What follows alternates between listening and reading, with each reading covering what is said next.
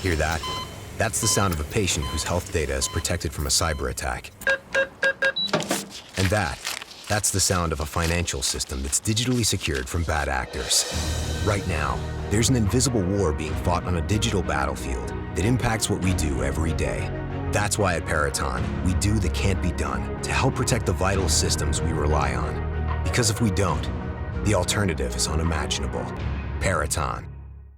Hey, it's Matt from the Direct-to-Video Connoisseur here. Thanks again for listening to the DTVC podcast. Before we jump in, I wanted to quickly let you know that my new novel, A Girl and a Gun, is available on Amazon now, both on Kindle and paperback. It follows Justin, a successful writer whose past as a scriptwriter for a fetish porn site comes back to haunt him and threatens to derail his career. As he's picking up the pieces, he gets an opportunity to make a movie called A Girl and a Gun with a rom-com star. Justin may have bitten off more than he can chew, though, because she's notoriously difficult to work with. If you're interested, you can find the link on our webpage, along with the link to my first novel, Chad in Accounting. If you have any questions, please reach out, and I thank you for the support. Now, on to the podcast.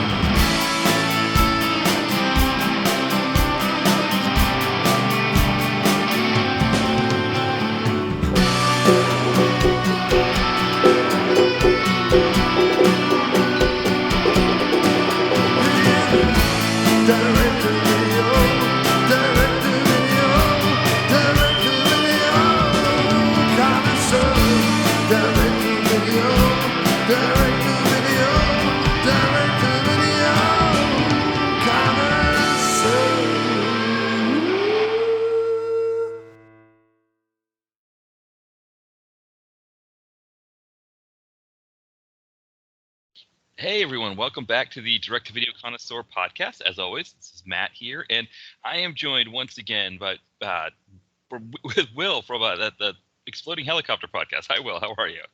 Hi Matt, I'm very good, thanks, very good. Pleasure to be back again. I was going to say, I think this is your fourth time on the podcast. That sounds about right to me. Yeah, I think that's why I struggle with your openings. I was trying to think of something to say that I hadn't already said on when I've had you on before. You've exhausted me as a topic. Well, blimey, that's I'll endeavour to make myself more interesting, so that you've always got a nice punchy intro to introduce me with. I have to think of a better intro for people, because now that the show's been on enough, that, people are on more. So it's not like yes, everybody's a special guest when they're on, but it's not like you've never been on before, right? And that's I guess the thing I'm struggling. So I got to come up with a good very close friend of the show, something like that kind of opening. That sounds good to me, because I mean, I guess you're worried about we've heard this guy before. We already know. Why is Matt telling us who he is all over again? Exactly right. You're aiming for a sort of a sweet spot there, which is probably quite tough to hit. Right. Exactly. But one of the other things that happens, of course, being on the show multiple times, it sort of gets to a point too, in terms of topics of okay, well, what should we discuss that you haven't had before? But what I think what's good about our show that's a little bit different from yours, where you're focusing on films that have exploding helicopters in them. When you're on our show, you can kind of pick a topic that you may not necessarily cover on your show. Oh yeah, definitely. I always enjoy guesting on other people's shows for exactly that reason. Gets me out of the kind of little narrow trench that I'm digging for myself with films with exploding helicopters. And we were banging around some ideas for this particular show, and I was thrilled when you enthusiastically grasped the kind of the pitch that I put out. Yes, and I think what's great about this in terms of thinking of subgenres or niches in the action world, this idea that you had of us looking at that sort of that cyber subgenre of action films in the 90s, and that sort of the concept of what the computer can do, or even especially the virtual reality piece of it, I think is going to be exciting. Yeah, it is a very strange, subgenre of 90s action, and I think you sort of touched on sort of one of the areas of why it's like kind of a particularly fun, kind of era to look at these type of like computer, cyber, virtual reality type films, because I think at this point in the 90s there was a bit of a gap between what the public understood. Yeah, the internet is like a profound technological change, but the public hadn't necessarily ever used, or large chunks of the public hadn't ever actually used the internet, so didn't really know what it could do, didn't really know what it couldn't do. And so this kind of created a window on for filmmakers to come up with some really like wacky concepts, and just be able to say, well, it's the internet or it's virtual reality that explains everything that's going on here. So you get some really fun films. I mean, you get these types of like sci-fi computer driven films today, but I feel like they're grounded in a bit more reality than the ones that sort of came out at this period in the 90s.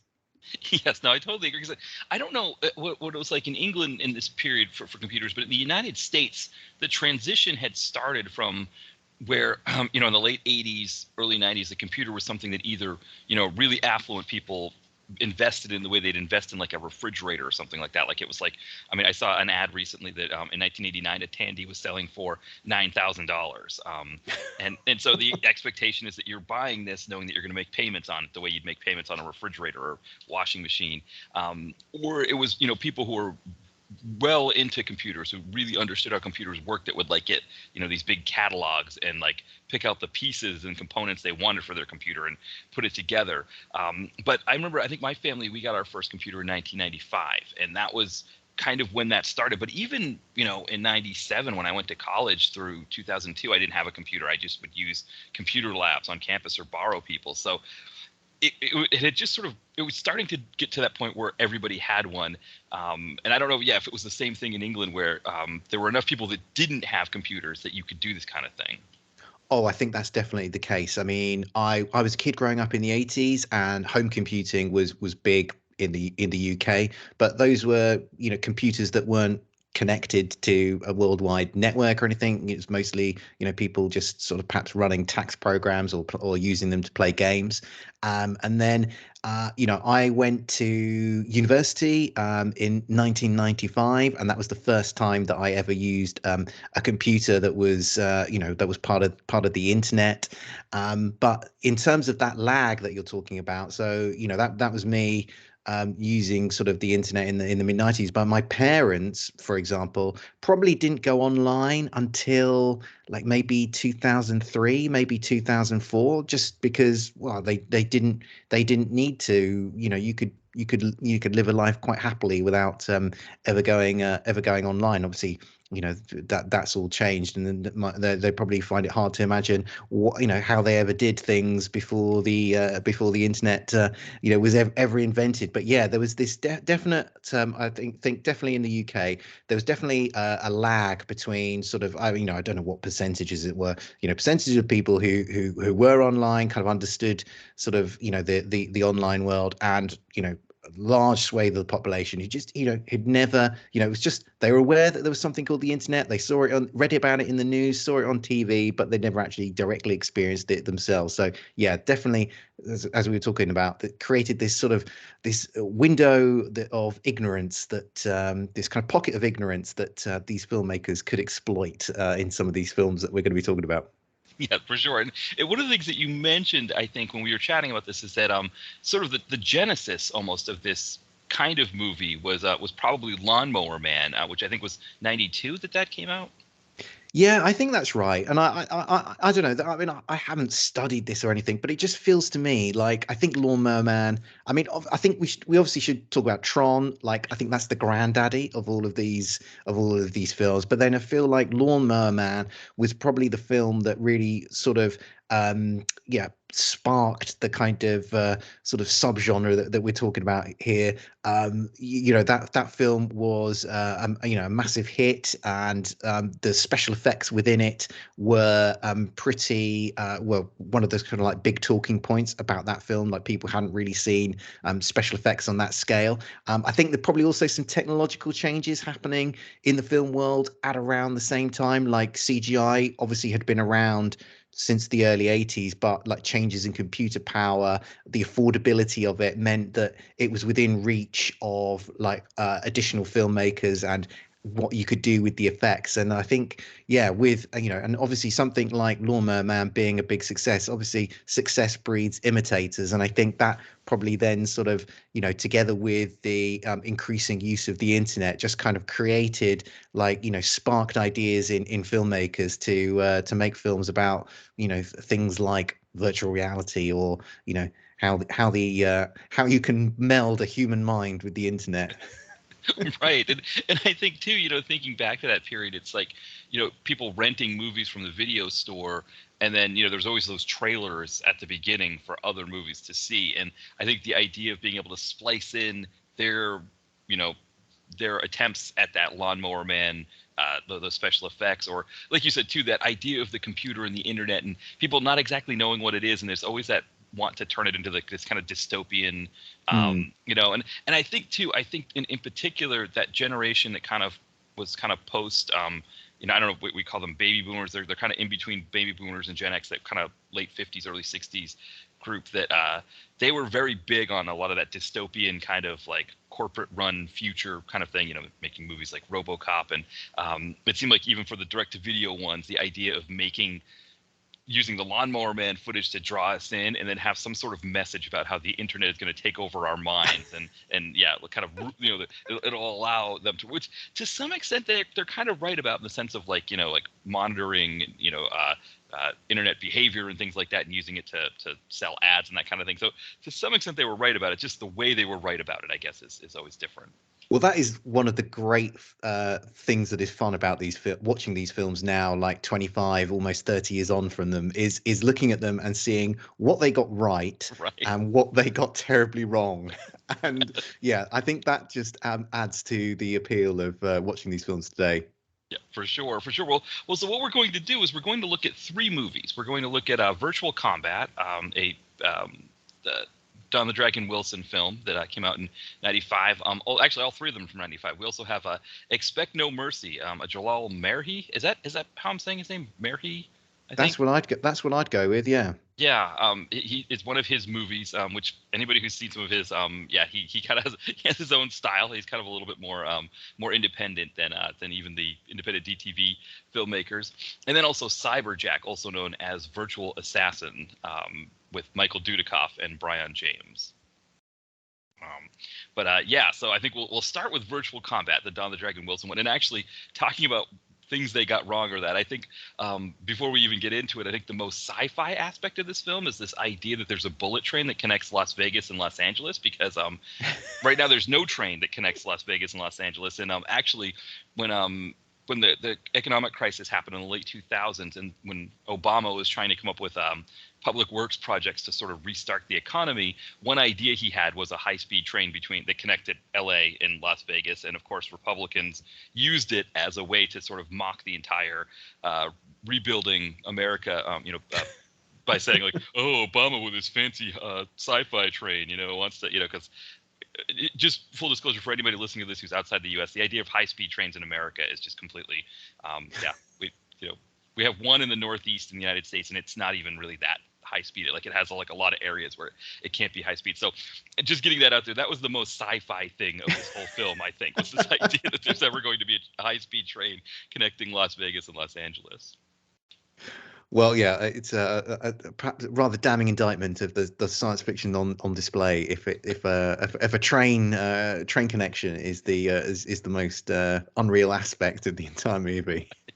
Absolutely. But talking about some of the technology that we talked about, there are some things that they tried to get right, but they didn't quite get right, like flip phones. It's interesting. It's like they had smartphones, but they were always the flip phone variety. You always, and they're huge, and it seems like only the they're used in sort of like a police capacity or like within these major corporations. It doesn't seem like everybody's walking around with these big. They're almost like communicators in a sense, almost like Star Trek communicators. Yeah, I mean, we probably should sort of lay a little bit of the groundwork for people perhaps haven't seen this film. So I just like very briefly, I think the plot of this film is about a scientist who is basically like trying to bring virtual reality characters to life. So the idea in this film is that yeah, you can go into virtual reality worlds and enjoy them, but for some reason the scientists, are experimenting. Well, that's not enough. We need to be able to make these virtual reality world like real in our world, which just is a baffling idea for a concept. And obviously, this idea goes wrong. He kind of he brings these virtual reality characters out of the virtual world into our world, and they basically are sort of hell bent on like defeating humanity. So inevitably it goes wrong. But yeah, the central idea here is I don't know what you thought of it, Matt. I found it like baffling. Like why are you trying to make? I don't know what this scientist was trying to do here. Right, because like the idea is like there's almost like this resort aspect to it that like you're in Vegas, and among the many things you can do, which of course from a Las Vegas standpoint, I don't know how much they would want people to be doing virtual reality things because they're not gambling while they're doing virtual reality things. But the idea is you could go in and have this sort of like fantasy experience with a woman in this virtual reality environment. But also that Don the Dragon Wilson, who was a cop in this futuristic period, he would use the virtual reality to fight people, to train himself. And there's this like level 10 bad guy, Dante, because I guess there's different levels. They wanted like a video game, who Don can't beat. And so when this scientist is showing the corporate head how he can take these virtual reality people and turn them into real people, he turns two of the cyber sex babes into real people, and then we don't really know how Dante, played by Michael Bernardo, how he's able to create himself, like how he's created, because it's almost like it's like the scientist leaves the machine on, right? When they Yes. yeah, and somehow there's Michael Bernardo, which another anachronistic element of the film, because there's no way a Michael Bernardo could exist outside of the 90s. You see him in there, there's no way. Yes, I mean there are many unexplained points about the Michael Bernardo character, because the sort of the two like prostitutes who are brought into the real world, they like talk and speak as humans do, as real people do, but Michael Bernardo just seems to speak through like thought transference, so he kind of projects his voice into other people's minds. Why he does that or how he does that is never explained. And he also has the power to sort of view, to see through other people's eyes. He can see through the eyes of the two other virtual reality characters who've been made real. So yeah, there's there are many puzzling aspects to the plot and the story here. But it's interesting that the only two uses of virtual reality, and I think this is a theme that you see again and again in these films, is kind of, I don't know, what is the point of virtual reality? So like it's basically it's either sex or fighting, which probably if that is the only use that humans can come up with virtual reality, probably says something very depressing about the nature of the human race. Right. It is, I think, especially with action movies, right? Because those seem to be the two big things in action movies, right? Is guys beating the crap out of each other, and then women in varying degrees of undress, and it's almost like the virtual reality concept here in particular. It's as if they're kind of giving us these two things in a way that, like, the way that the movie is supposed to give us these things in a way that's like nobody's getting hurt kind of thing. The virtual reality is saying like, oh yeah, now you get, so it's like, yes, this woman who is, a lady of the night actually is fake, and she'll do whatever you want her to do. And yeah, it does kind of, it's like you said, it's almost like it's just this idea that humans are just these depraved animals that, that right, this is what we would, as opposed to. And then what's funny, of course, is right, because you have Star Trek: The Next Generation, where they have the holodeck, where they're using it for like elaborate like detective stories and things like that. And you wonder if maybe like they're just like, well, we're not like hoity-toity Star Trek, we're an action movie, so this is what we're doing with this. I don't know. Well, it's interesting that you mentioned Star Trek: The Next Generation, because of course the Michael Bernardo, the voice of Michael Bernardo, is dubbed by the guy who plays Worf in Star Trek. I've forgotten his real name, but Michael Dorn, which I didn't that's know right. this. I think I'd miss. A part of me wonders. I had missed this fact when I reviewed this film, so I actually have to go back and add Michael Dorn's tag to the review of this one, because I don't think I tagged him. So. Yeah, I mean, it is. I find that I did enjoy the kind of presentation of sex in here in this film. I think it's like one of the sort of stronger films in terms of like, okay, we're going to exploit the kind of like sexual aspects of virtual reality. So you in the film here, you see this sort of rather like dowdy couple going to some sort of virtual reality like arcade center, where they're both booking themselves into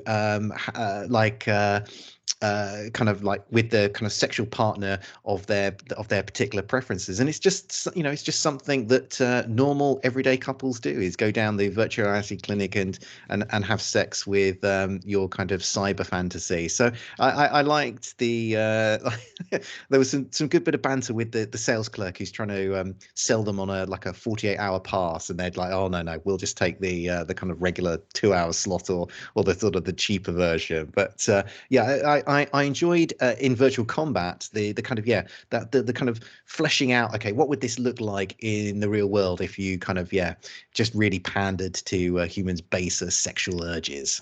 Yes, and did you notice the expense for this? It was 5,000 credits, but then there was, with tax, it came up to 7,500 credits. So there's a 50% tax on virtual reality in the future. That just seems, I don't know if the government Nevada is really raking that, or the federal government. I don't know who's collecting that tax, but that was pretty extreme too. I'm loving what you're latching onto in these films, Matt. The kind of the tax levels and the transport connections between the cities, like. Not, not interested in the breasts or the bones that are being broken by Don the Dragon. Exactly. Well, there is that concept, right, of like, when we talk about the gap in understanding of how computers work, is that I think there's this idea, and of course cloning was a thing at that time too. I think that people were trying to understand how cloning worked, but this idea that like, whatever it is, the ones and zeros, or like the lines of code or whatever that creates a computer program, the idea that you could take these ones and zeros and somehow put them into protoplasm, I guess, and that makes a person, was just really, really like, it's almost like, like, like, it's like you said, like they really thought through the idea of like what virtual reality could potentially be in modern society. And I think it's a more jaded, depraved look at what humans would be maybe at that time. The idea that a couple would want to be cheating on their spouse without actually cheating, like they could use virtual reality as a way to cheat without cheating, I guess. But that idea that you could somehow take these ones and zeros and put them into a protoplasm, as it were, and that makes it into a human or a person that can do all the things a person can do, unless you put 500 pounds of pressure on them, and then they dissolve into like soapy bubbles. Yeah, I mean, I think, Matt, you encapsulate some of the scientific guff that is thrown at us in this particular film. And then there are other unexplained things, because like Dante, the kind of the main sort of villain of this particular piece, he can make things appear out of thin air. And again, going back to saying, like, the fact that how he communicates with other people is never explained. That aspect of it, I mean, that is a further sort of mental sort of fence that the kind of the script writers and the filmmakers are asking us to jump over as part of this. Not only are these virtual reality characters made flesh, they also have these abilities to magic things out of thin air as well. Yeah, that idea that, again, because he's made out of ones and zeros, or he's made out of code or whatever, and then into this protoplasm stuff, that he could, like, for example, when so part of the idea is that when the warrior guy, when Michael Bernardo's character is created, which again we don't know how he's created, he just seems to create himself out of the protoplasm. He wants the scientist guy to create all of his other friends who are in the fighting version of the virtual reality, so they can all just kind of come out and cause havoc, and the scientist shuts the machine down. And so, of course, he gets his neck broken for that, because that doesn't make any sense either, because I would think you'd want – but I guess maybe, when you're a warrior made out of protoplasm, you're not always thinking straight about these kinds of things. But the idea is he has to go to L.A. to power the machine back up in Vegas. And so when he gets there and he's going to power the machine up, he's able to take his hand and turn it into a plug, so he could plug into the machine. But also, when he's fighting with Don the Dragon, he can create a sword. Not only create a sword for himself out of his hand, but he can create one for Don as well. And then, like, if he loses limbs, he just grows them back. It's really interesting. But again, the idea is that all you have to do is apply 500 pounds of pressure to him, and that's how you defeat him.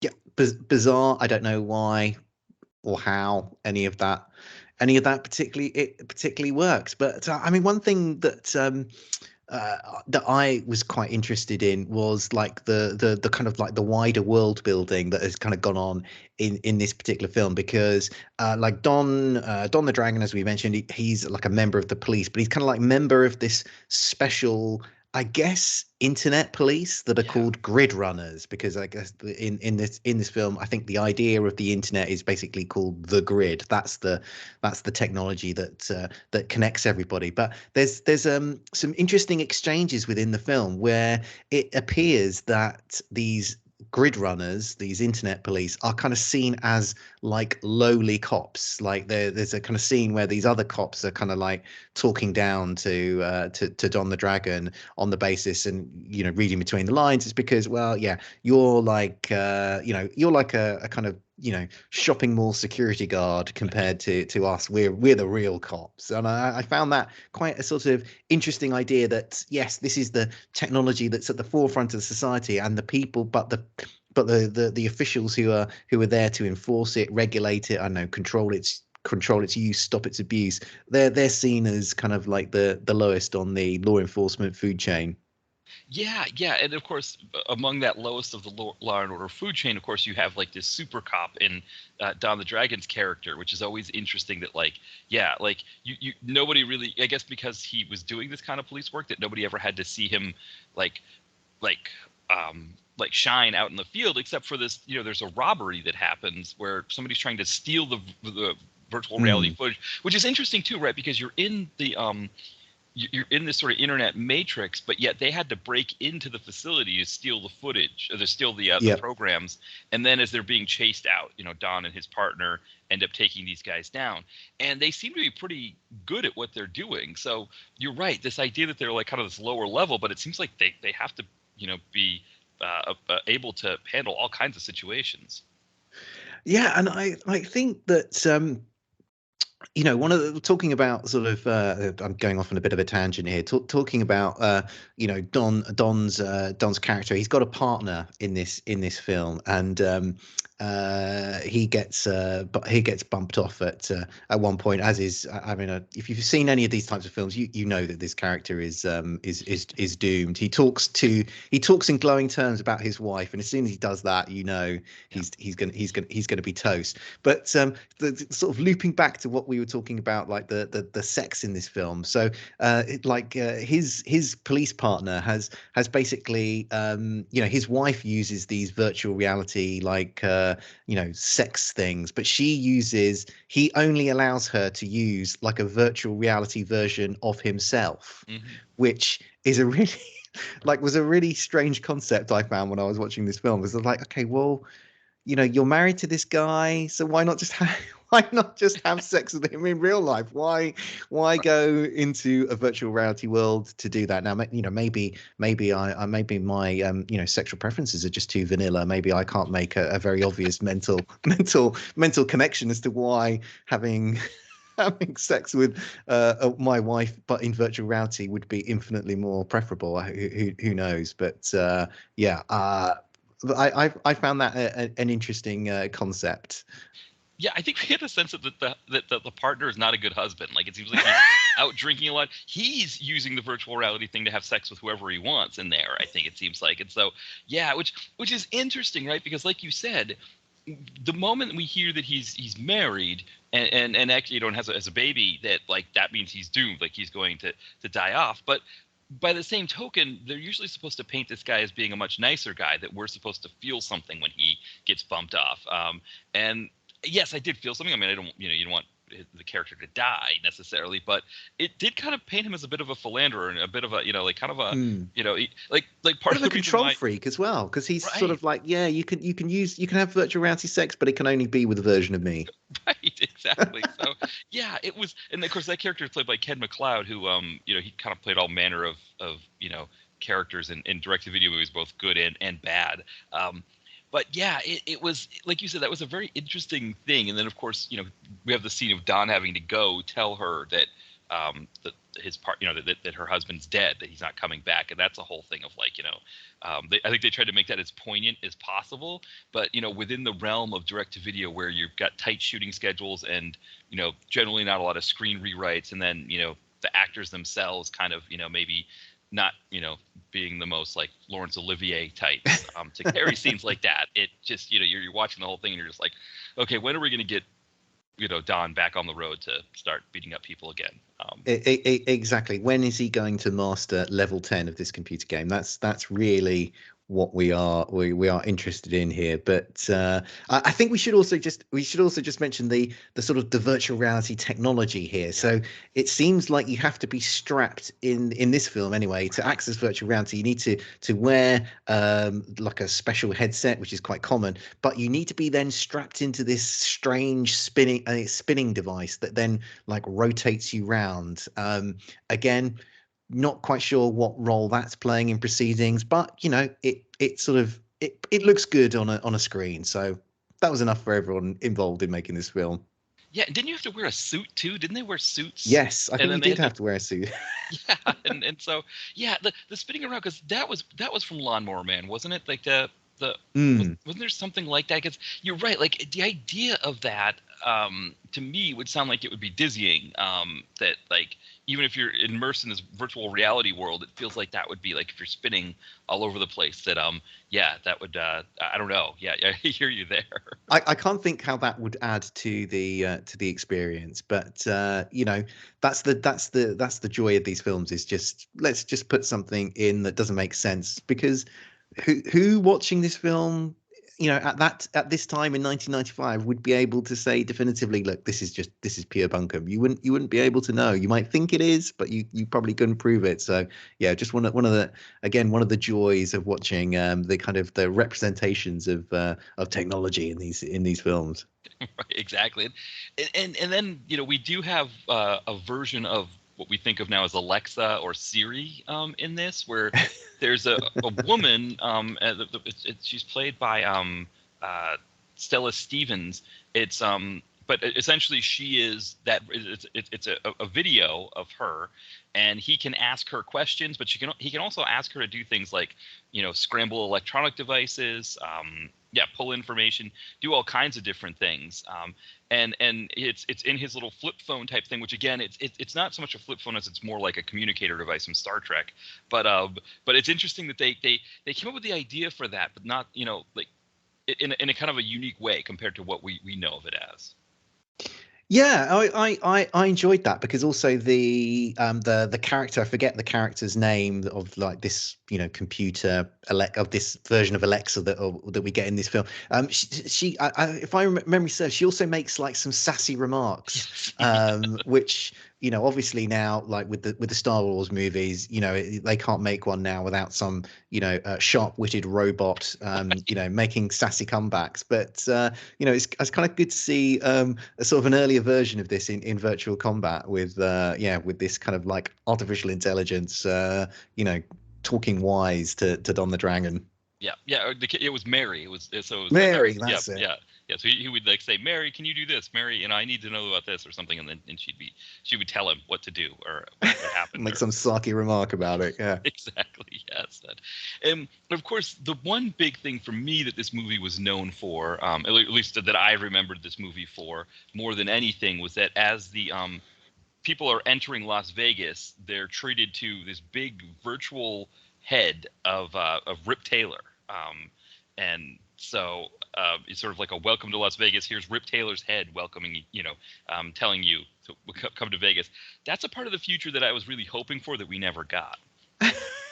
I'm afraid I don't know who Rip Taylor is. So remember when the characters are going into Vegas, there's this sort of this virtual reality head, this old white guy with the mustache. So he's this goofy comedian here in the U.S., Rip Taylor. He's just I don't know how to describe him. He's just kind of one of he's not quite like I don't think he's a prop comic at that scale, but he's just sort of this goofy character. He comes in and like, hey everybody, it's Rip Taylor, and he's just sort of this big goofy thing. And yeah, the fact that they were able to get him for just that one piece, and it's just his head there. I mean, I would go to Vegas more often, I think, if I could see the big hologram Rip Taylor face welcoming me to the city.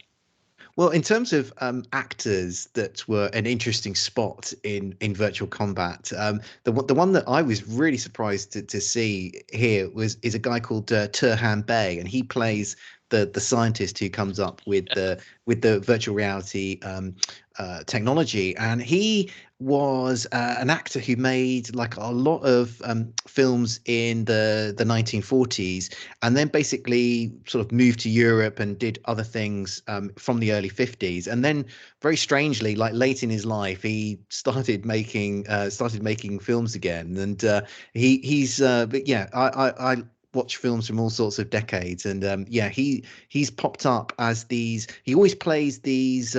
I think he's an Austrian character with like some Turkish heritage, and so he always played some sort of mysterious foreigner type. He would always have some sort of thin moustache, very sort of urbane, elaborate manners. He would always be somebody of some sort of mysterious background. And it was I didn't realize he was in this till I was scanning through the credits ahead of rewatching this film. I thought, oh man, I can't believe that he's in this. And yeah, it was kind of good. I'd never imagined that he was still making films at this point in his life.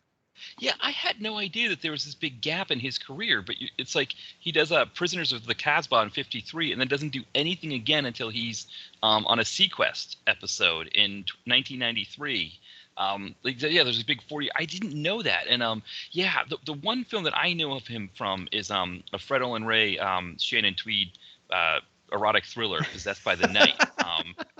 Well, of course, why wouldn't you know him from that? Exactly, but you're like, yeah, it's interesting that like you talked about some of the movies I am seeing on here that I recognize, like The Amazing Mr. X, I believe Fantastic is one. Film. Fantastic. Yeah, so I know who you're talking about, but yeah, I did not know that he took 40 years off from the film industry and then just said, okay, I'm going to do these low budget direct to video movies and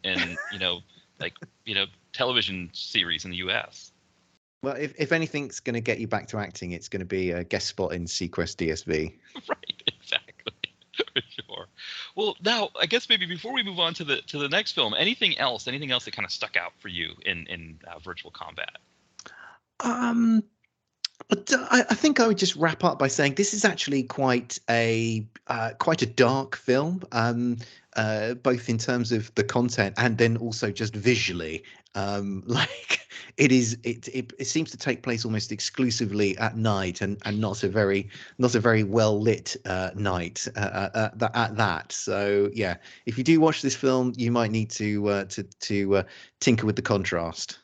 Yeah, that's a really great point, because there's a part in the film where Michael Bernardo and Don the Dragon Wilson, I think Don is talking to his police chief about like what he's seeing and what's happening. And then Bernardo shows up and there's like a whole bunch of stuff happening, and it's hard to tell if it's like, is it Don the Dragon Wilson throwing his police chief out the window, or is it Bernardo doing it? I know what you mean there. That's a good point, that it was like, especially between those two, Bernardo and Wilson, because Wilson's hair is a little bit longer in this. It's not quite as long as it shows on the cover of the DVD, but it's long enough that with Bernardo involved, you don't always know who's doing what when those darkened scenes. Yeah, and actually, you just as we were talking, you just maybe I've got one, I guess, final point about this film is like I wonder if they were uncertain as to what to call this film, because obviously it's called Virtual Combat. I think it's also called Grid Runners in some territories. But as I was watching it, I wondered if you picked up on it as well. Did you also get the idea that they might have been thinking of calling this film Lethal Combat? Because yes. That is very noticeably mentioned several times throughout the film.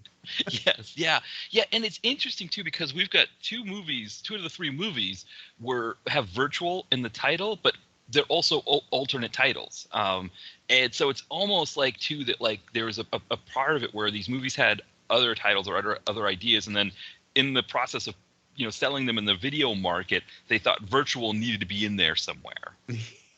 I think there's definitely I think there's definitely that aspect going on. Whereas, they're like, you don't like the title? Sure, we can change the title. Right, because Lethal Combat could be anything, but Virtual Combat, now we know this is going to be some computer stuff going on. Exactly, and as we know, computers were selling in the 90s in terms of films. Yes, exactly. So that's probably what happened. You're right. I didn't even think of that. Because they kind of, not only did they bring it up, but it's like it's on the screen, I think, displayed a couple times, and it's interesting. Like the grid concept too. It was like they were referring to cities as grids, and I guess there's that concept, right, of getting off the grid maybe, and that you're sort of trackable or something, and I guess they make it seem like that the grid has taken over everything, and so it's like the Los Angeles grid and the Las Vegas grid, and there's even borders between them, right? Like you can't just you can't just you can't just go from Vegas to LA, even though it's easier to get there in the future with a bullet train. It's harder in the sense that you have to cross some sort of border and I guess go through the whole border crossing process. I don't know. Yeah, it's obviously the idea that computer networks would be worldwide obviously hadn't kind of fed through into the thinking of the people who are kind of coming up with the concepts. There's still the internet is very much along state lines. Hasn't gone federal yet. Right, which is interesting, because actually when you think about it, when we first were using AOL, my family, we live in the United States. We live on the border of two states, the state of Maine and state of New Hampshire, and what that just esoteric kind of fact is that when you're dialing the other states, you had to use the area code to dial the other states, and so when we were setting up our AOL account, they thought that Portland, Maine, which is like 45 minutes from where we live, would be like the closest place to dial into AOL. And I just thought, well, okay, we're not going to use AOL that much, so let's just do that.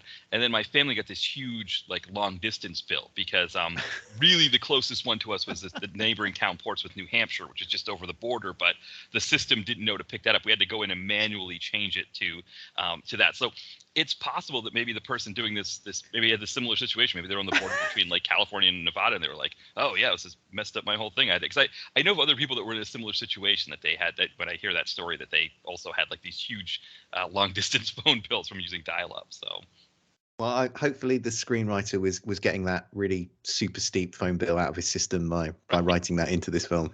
Yes, exactly. Right. Well, maybe that's a good point to move ahead on. Then we'll head to Expect No Mercy, which just to kind of a brief synopsis of the idea is that Wolf Larson, he runs like this, I guess like this virtual arts academy. Is that like the best way? It's like he's really he's doing hired killings. That's really the idea, is that he's using his men to he's training assassins in the field, but he's using this like virtual reality thing as a way to train people to then take them out into the field and do expensive high-end killings.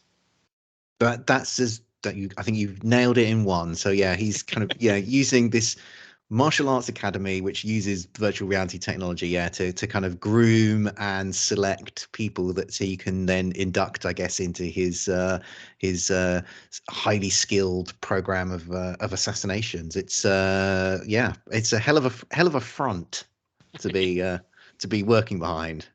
Yeah, and it does have a feel of like a cult kind of feel to it as well when they're in there, which I mean, like the best part is that a lot of the film takes place in this large uh, building that they have sort of taken as a large office setting or something like that, and they have this huge Wolf Larson poster on the wall when you walk in, so you just Where see can I get one? right, exactly the big and then so I guess the idea of the plot here is that Jalal Merhi plays an FBI agent who is undercover. He's infiltrating this Wolf Larson's company, and then Billy Blanks is called in to sort of, I guess, give him backup, or because I think he's gone dark, as they say, right? Yeah, because the film opens, or one of the first scenes in the film is that car being pulled out of the river, and there's a couple of like FBI guys there, and basically it's their man that they had undercover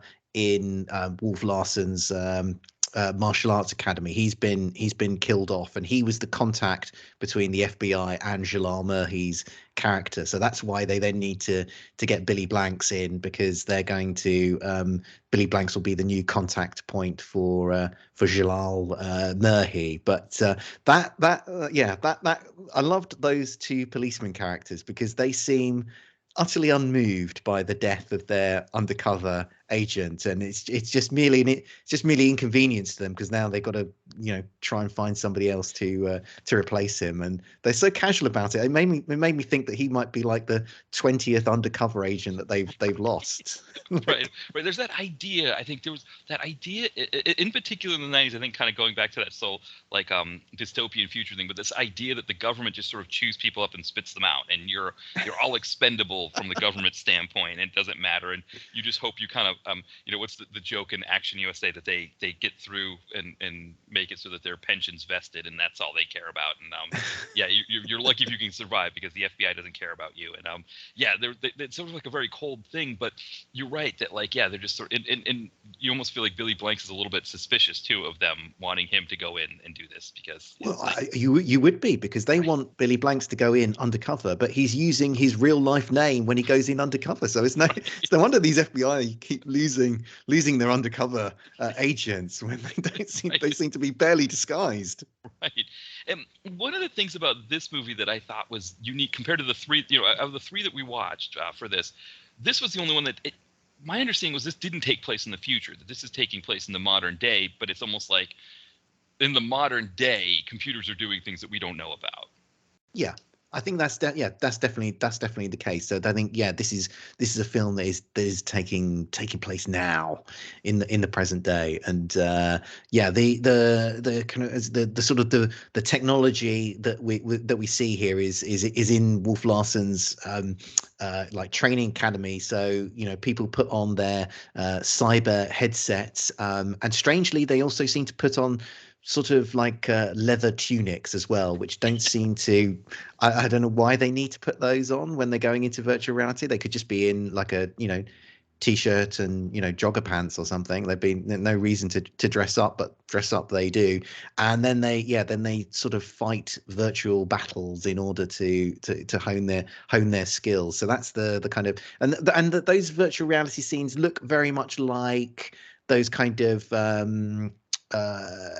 sort of those sort of computer games that were like knocking around at this time, where like things like things like Street Fighter and things. I can't remember the names of these games where you'd just be battling some elaborately dressed opponent against like a static exotic background, and that's essentially what the kind of like the virtual reality training looks like in this film. Right. And it's funny because you have there's this character, this actor who appears in a lot of Jalal Merhi films. Who I refer to him as like the poor man's Billy Drago.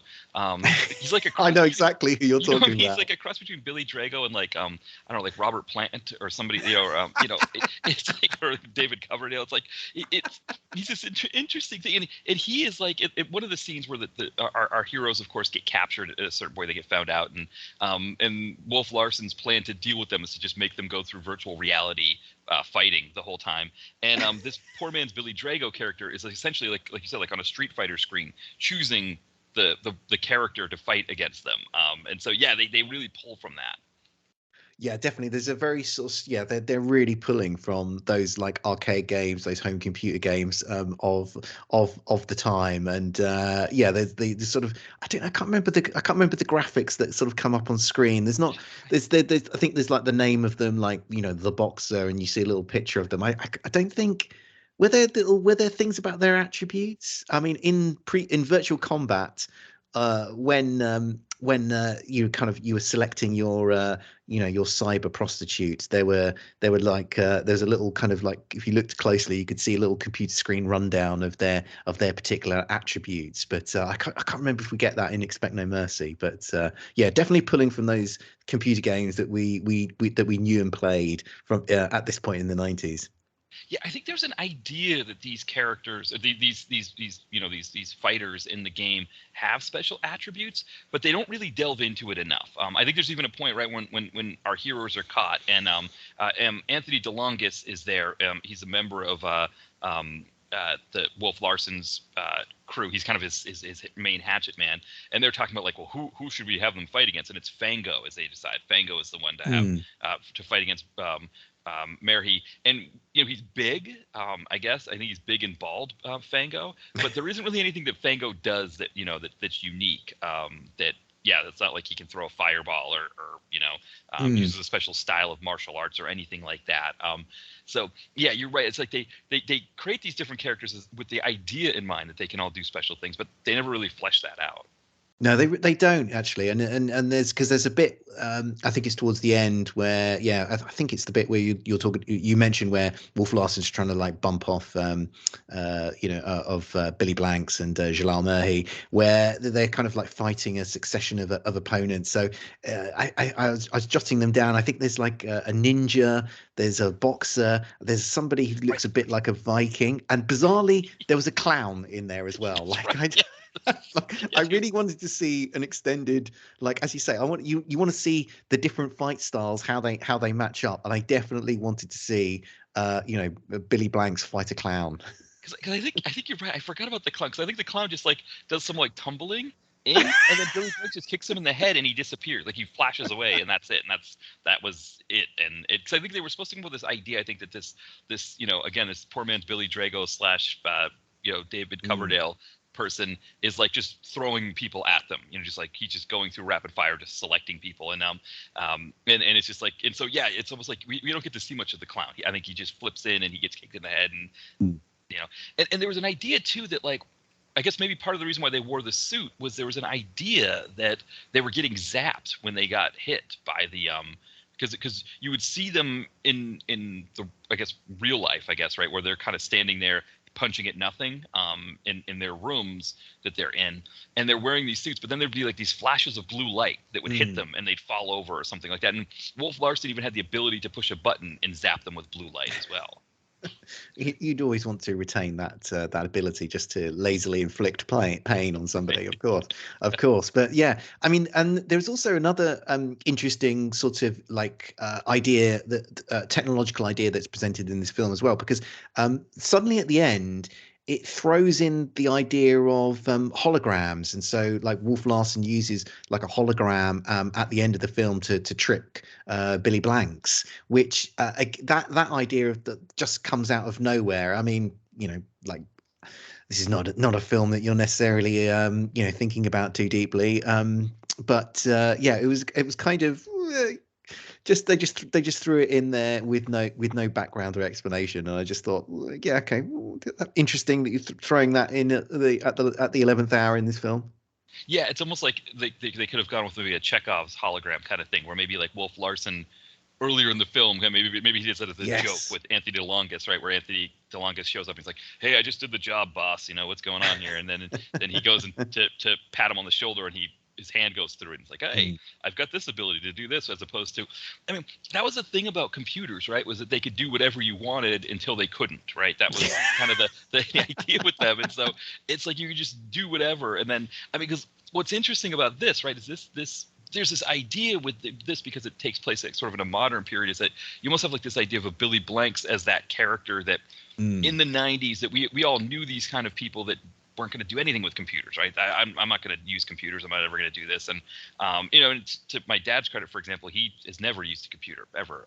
He's never needed it for anything. And he doesn't plan to start. I think at one point he had a job that they were furloughed and he had to go to the unemployment office, and they were like, "Well, you got to go into the computer here and log in." It's like, I can't do that, so I don't know, how we're gonna go from here. But so I mean, I guess Billy Blanks would have been, that he was representing that kind of person. And what's kind of funny is that Wolf Larson is another technological thing that he created, right? It's some sort of like laser net that he's like, it's sort of like he at one point he gets Billy Blanks into this like kind of pit kind of area, and he's using like a laser net that apparently we're supposed to believe that if this thing collapses on Billy Blanks, that he'd die, I guess. And the way that he defeats it, of course, is he takes some kind of like rod or staff or something and throws it against it smashes an electrical box, like a fuse box or something, and that causes the laser thing to blow up as well. So the lasers themselves actually blow up. So it's interesting, that juxtaposition there too, that like the computers can kind of do anything, but then there's this idea that there's good old fashioned, like just smashing things that can, defeat the computers. Well, yeah, I mean, you don't want to terrify the audience too much by I wouldn't want to live in a world where I can't just shut down a terrifying, all-conquering artificial intelligence by if I can't smash it with a hammer and destroy it, then it really shouldn't exist in this world. But I did like how this film sort of leaned in terms. I thought the script in this film is actually quite fun, because there's some like good one-liners that play upon the idea of the computer technology. Because I think Billy Blanks at one point sort of beats up a baddie and says, this is one opponent you can't switch off. And then there's another bit where he I think, well, I can't remember if this is somebody doing something to Billy Blanks, where he says, "Oh, welcome back to reality." So I kind of like the how they ran with the idea and the themes that they had in the film, in the script and the dialogue as well. Yeah, there's almost a sense too with Billy Blanks that like he's come into this whole virtual reality as someone who he's got his own real life training facility, right? Where like when we meet him in the film, he's actually training people. And so there's almost a sense like there's, just to give people an idea of what happens is that, Merhi and Blanks come together and realize like they steal an access card from one of the guards, and they use that to access the computers to get evidence against Wolf Larson that they can then bring to the feds and take him down. And Laurie Holden, I'm seeing her name here on IMDb. She plays this woman Vicky, who is like a higher up in Wolf Larson's organization, and her and Merhi have kind of formed a relationship together. And then when she sees him breaking into this facility with Billy Blanks, she thinks something nefarious is afoot, and she trips the alarm. And that sends all of the security people in after them, so they have to kind of escape, or they have to try to escape Billy Blanks and Merhi. And there's a point where Billy Blanks is cornered by like 5 or 6 guys, and I think he makes a kind of a joke of like, first you had virtual reality, now you have me. This is real reality, or something like that. And there is almost a sense of like, you kids only know how to do this like from a video game, whereas we train for real, and now this is the real deal. You're in real life, and you got to fight a real opponent, not just a computer. And the real opponent is, it's a different environment when you're actually doing it for real. You can't simulate these things. That you can't. There's no replacement for real life. No, definitely. I like that. Billy Blanks is more of a sort of spit and sawdust, grounded in the real world character. But I tell you what, one thing that isn't grounded in the real world is some of the directorial touches in this film. And I think what this is, I found Expect No Mercy a really entertaining, fun film, and one of the reasons for that is because of the consistently eccentric decisions that are made within the film. So at the opening of the film, we see some of Wolf Larsen's like assassins doing a hit, Right. and like one of the goons that is sent in to do the hit has like a pet chameleon that he carries around with him on all of his assassinations, and he sort of like kisses the chameleon, and sort of leaves him on a tree trunk whilst he goes off and does his assassination, and then comes and picks him up later, and that happens several times throughout the film. And the hit at the beginning of the film, like Wolf Larsen is not, he clearly likes his assassinations done with a little bit of flair, Right. because he's on a like a headset mic kind of controlling the how this hit is going to be staged. And there's a like he decides for whatever reason, arbitrary reasons, to have this guy killed by having one of his goons attack him with a whip. So this guy attacks him with a whip. The whip sort of lashes round the guy's throat, I guess, choking him out, strangling him. In his death throes, he throws like a glass of champagne that he's been holding up into the air. The goon kind of quickly unravels the whip and then catches the glass as it's dropping and then sips the rest of the champagne. Just like who came up with that idea, and can I pat them on the back because it was genius. Right, exactly.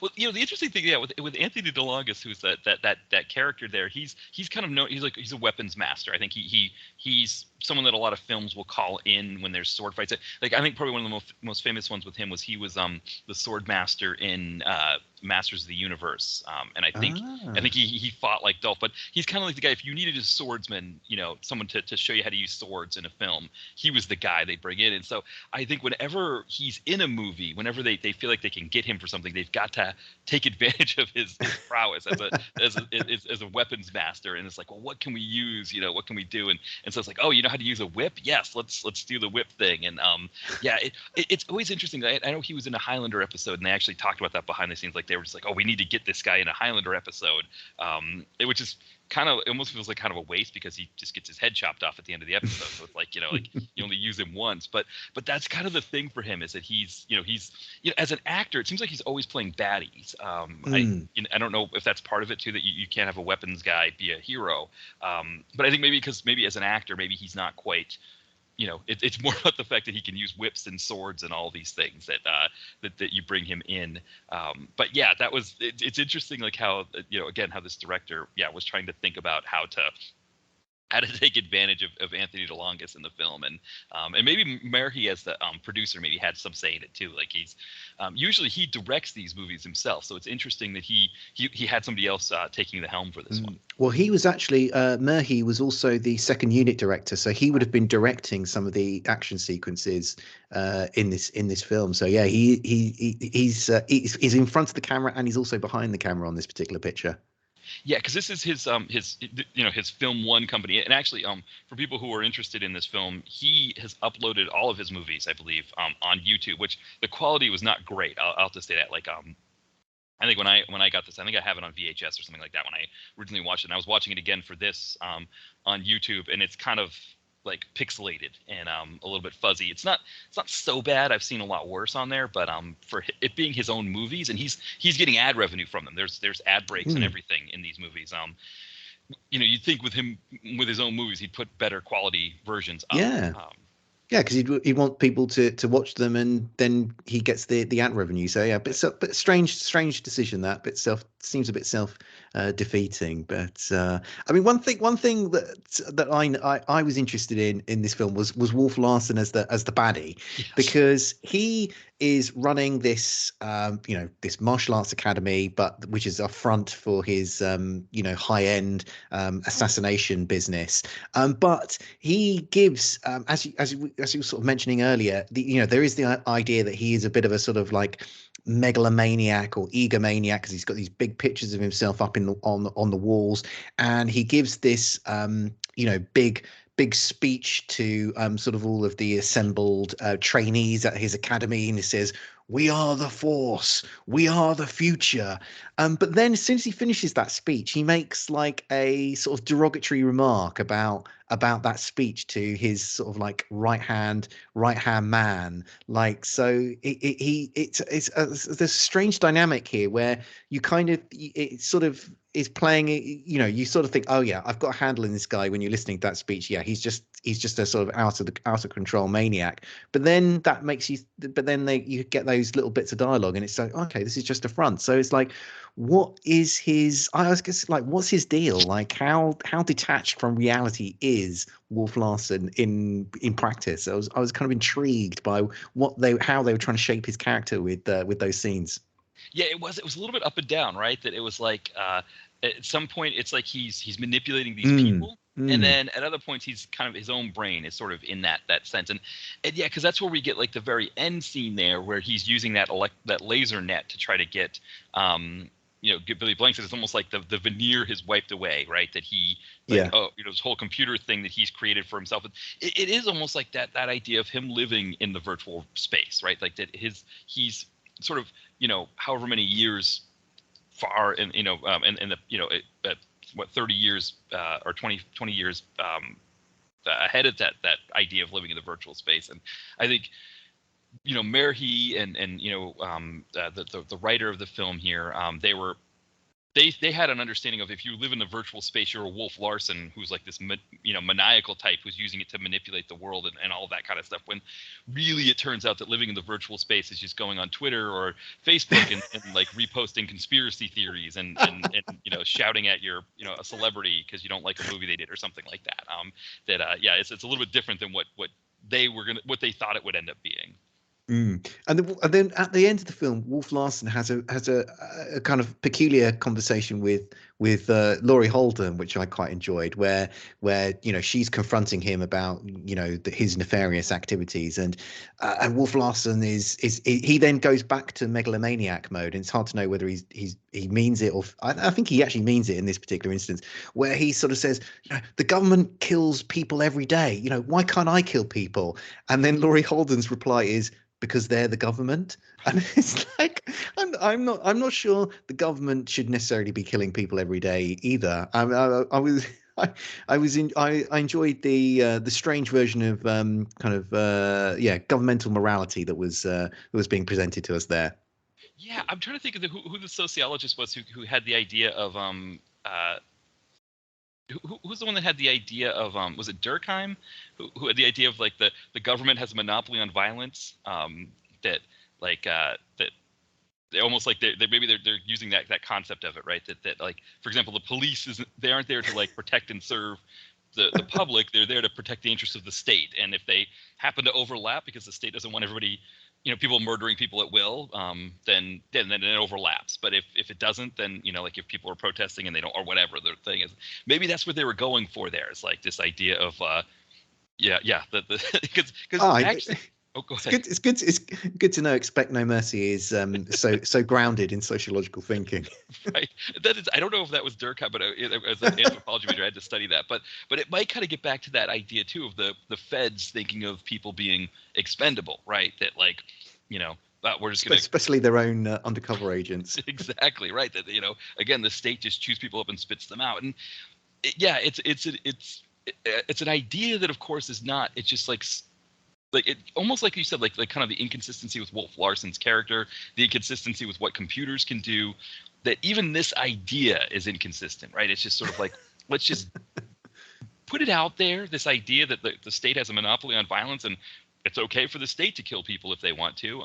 Even like right from the sense of like whether a police officer can kill somebody in the line of duty, or executions, which were still in most of the United States. Which again, I couldn't tell this film was. I guess because they're feds. It took place in the U.S. Maybe there's a commentary from a Canadian standpoint on the U.S. having the death penalty at that time.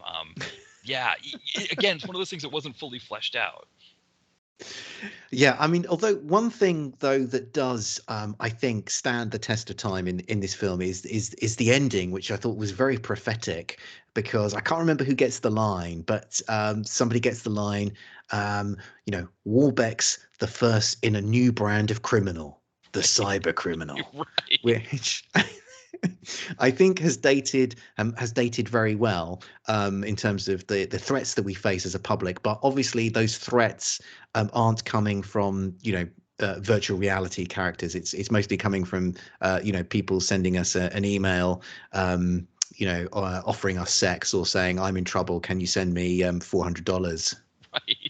Right. It's funny, the idea of the cyber criminal, right?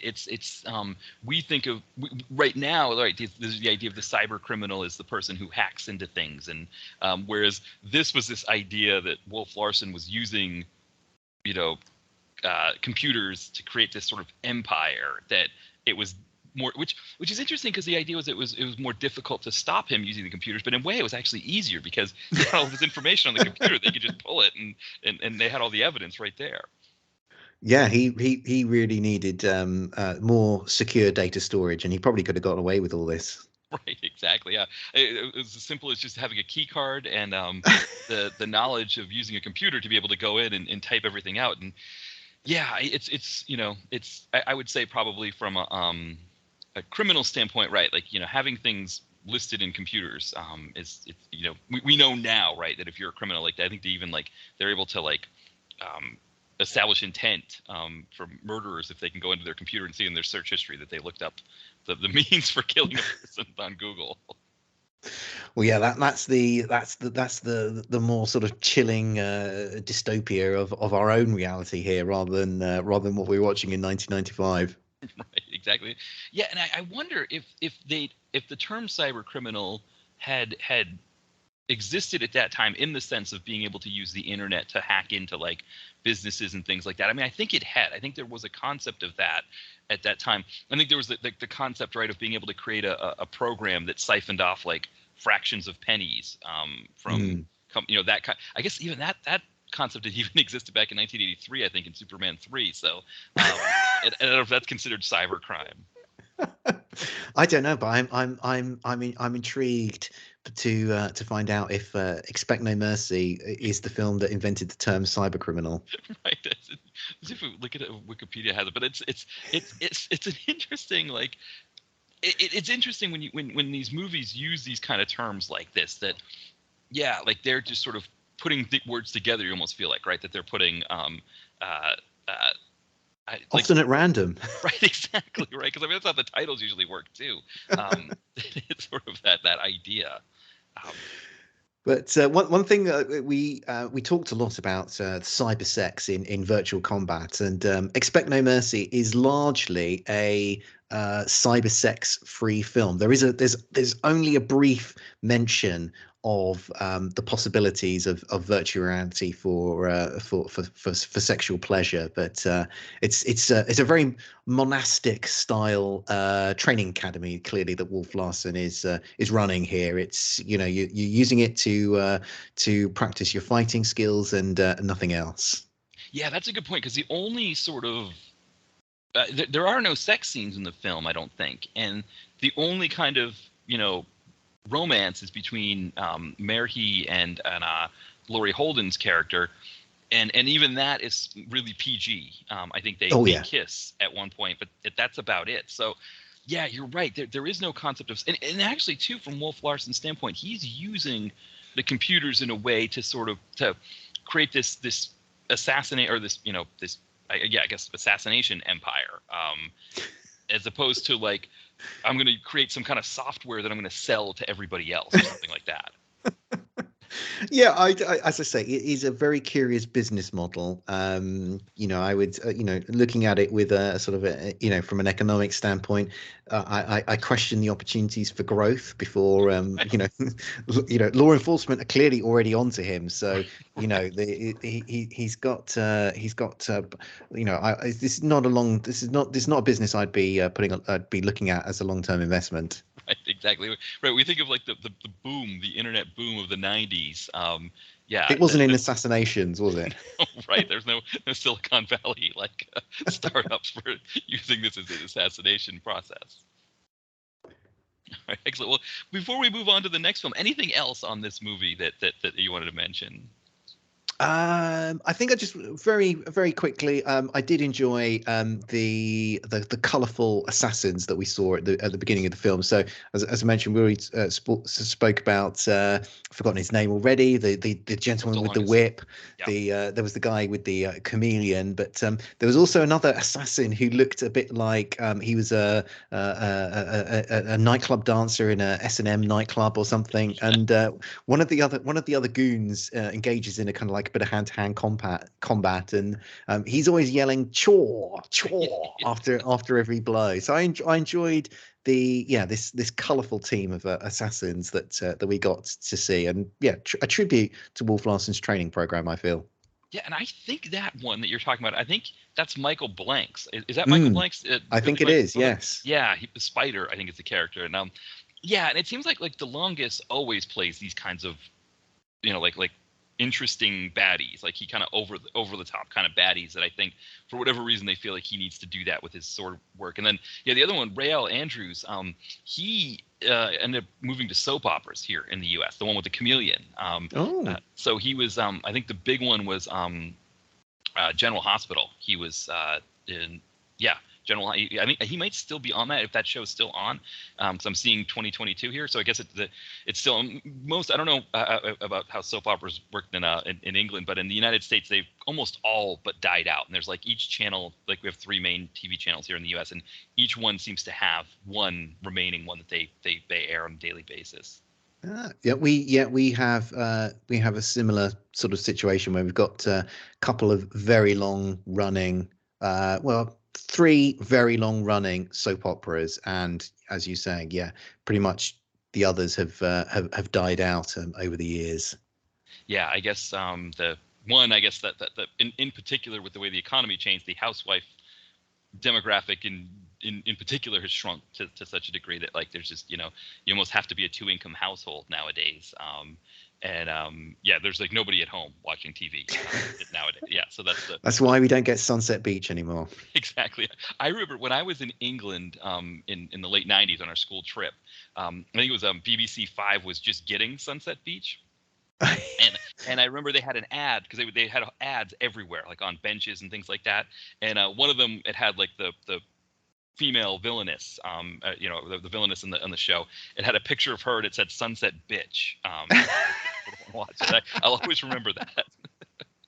I loved that show, but I'll say no more because we don't want to go down that rabbit hole. Right, perfect. Well, maybe this is a good place to transition because I think we're coming into, for me, what was the most fun of the movies for me, but also the most ludicrous, perhaps. And I don't know how you feel about this when we talk about Cyberjack, aka Virtual Assassin. Yeah, I think I'm coming at it from a similar perspective to yourself. This is definitely the most fun. I really enjoyed this going back and rewatching this film. There's a sort of ton of ideas here. There's lots of nice little sort of directorial touches in this film. It was really fun to go back and revisit this one. Yeah, and what's interesting about this is this one definitely takes place in the future. Yet the automobile technology has not progressed at all. There's flying vehicles now. We have flying buses, but cars themselves are still what they looked like in the actually almost more like late 80s, early 90s as opposed to the mid 90s. But then also things like radios. They didn't predict the possibility of phones being able to mimic radios, or that if there's a baseball game, you don't even have to listen to it. You can actually stream it on your phone. So they had some ideas for technology, but there's others that they just kind of said, okay, whatever we have in the 90s is probably going to be the same in however many years when this takes place. Yeah, it's that is something that I had in my notes as well. There's a very sort of inconsistent world building here because as you're saying, some things are exactly the same, like cars are exactly the same, but then we see these very futuristic vehicles that are flying through the sky, and as you say, you got it's a good sort of gag or plot device that runs through the film, which is Michael Dudikoff trying to listen to the baseball commentary on the radio, yet you've got that sort of quite sort of very old technology running alongside the fact that he's working at this company that's involved in this cutting edge technology, and he's working in a building which has laser weapons attached to the front of it, which why wouldn't any business have laser weapons attached to the front of their offices? But yeah, very inconsistent application of technology. I mean, it was so inconsistent actually. I don't know. I I tried to look up to see if actually some of the footage of like the flying vehicles had been lifted from another film, and just stuck into this to kind of, as a way of just trying to make it look more futuristic. And they're, obviously being done on a low budget, whether they just lifted it in, because it just seemed so jarring that they would have gone to that kind of trouble to put it in. But there is actually, like, I'm knocking it here. Actually, some of the visuals here I think are actually quite good and to be applauded, because they have sort of the idea of trying to make this film look a little bit like Blade Runner. We see these sort of, there's lots of like dark cityscapes lit up by, neon lights, and lots of like, Japanese typography is used, and it's definitely a nod towards Blade Runner in some of the sort of the world building visuals that we see. Yeah, I mean, I think it's one of the problems with the film, right? Is that it gives us like the film opens with this big like futuristic Airbus that's going into the city, and it's like the city welcomes you, and it goes through like a sign that's like lit up, that's sort of like a hologram in the sky, and they go through it, and you think like, oh, this could be really really exciting. This has a lot to it that could really work. And then, like you said, it ends up being so inconsistent that like we get like you said, like we get these really great cityscape, the kind of darkened cityscape areas. I think even some of the sets within the big building too.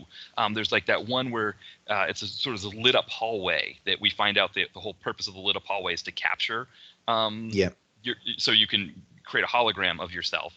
But it looks really nice.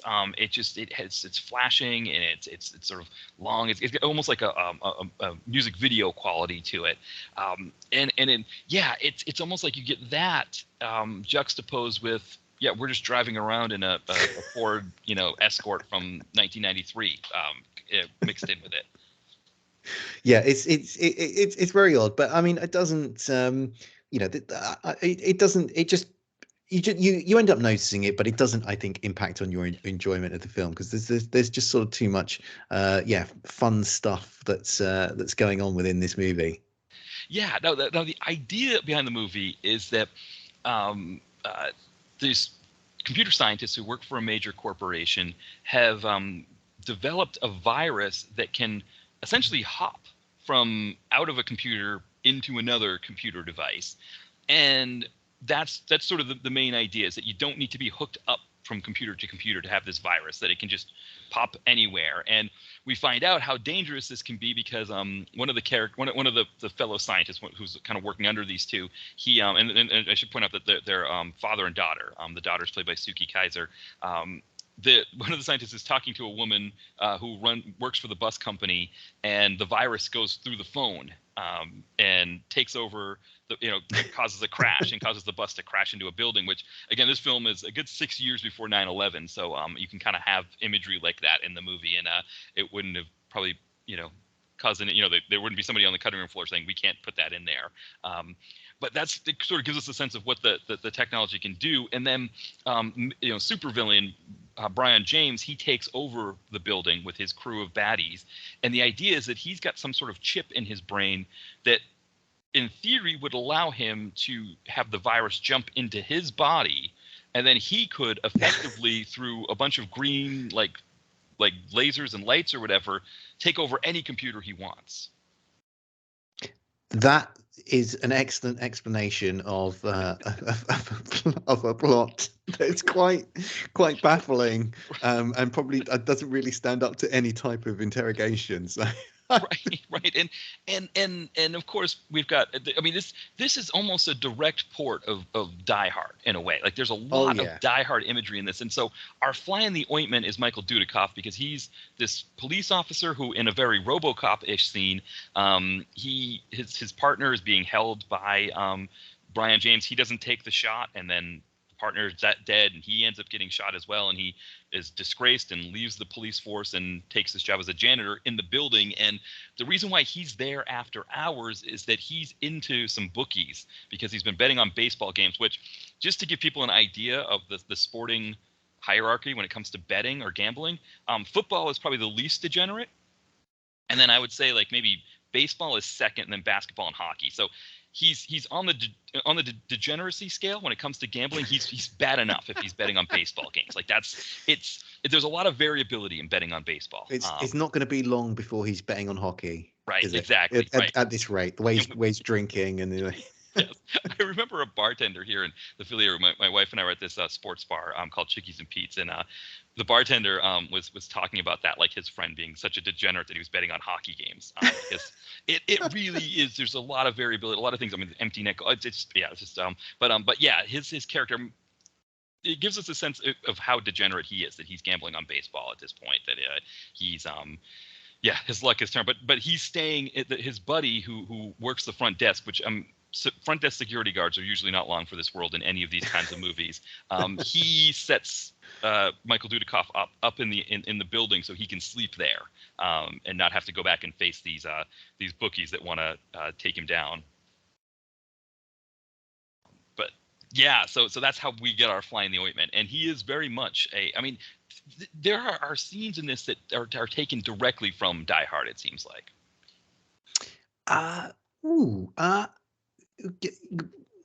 Refresh my memory, Matt. For example, now granted, when he gets the machine gun from one of the other baddies, he doesn't he doesn't mark the baddie's body and say, "I've got a machine gun now, ho ho ho." Yeah. But he does get his hands on a machine gun, in a kind of similar way, in the fact that he takes it off of one of the baddies, and now he's using this machine gun to take them out. When the police officers come by, I mean, the first thought that popped into my head when the police officers come to the building is, oh, let's see if there's a black and white who can do a drive-by.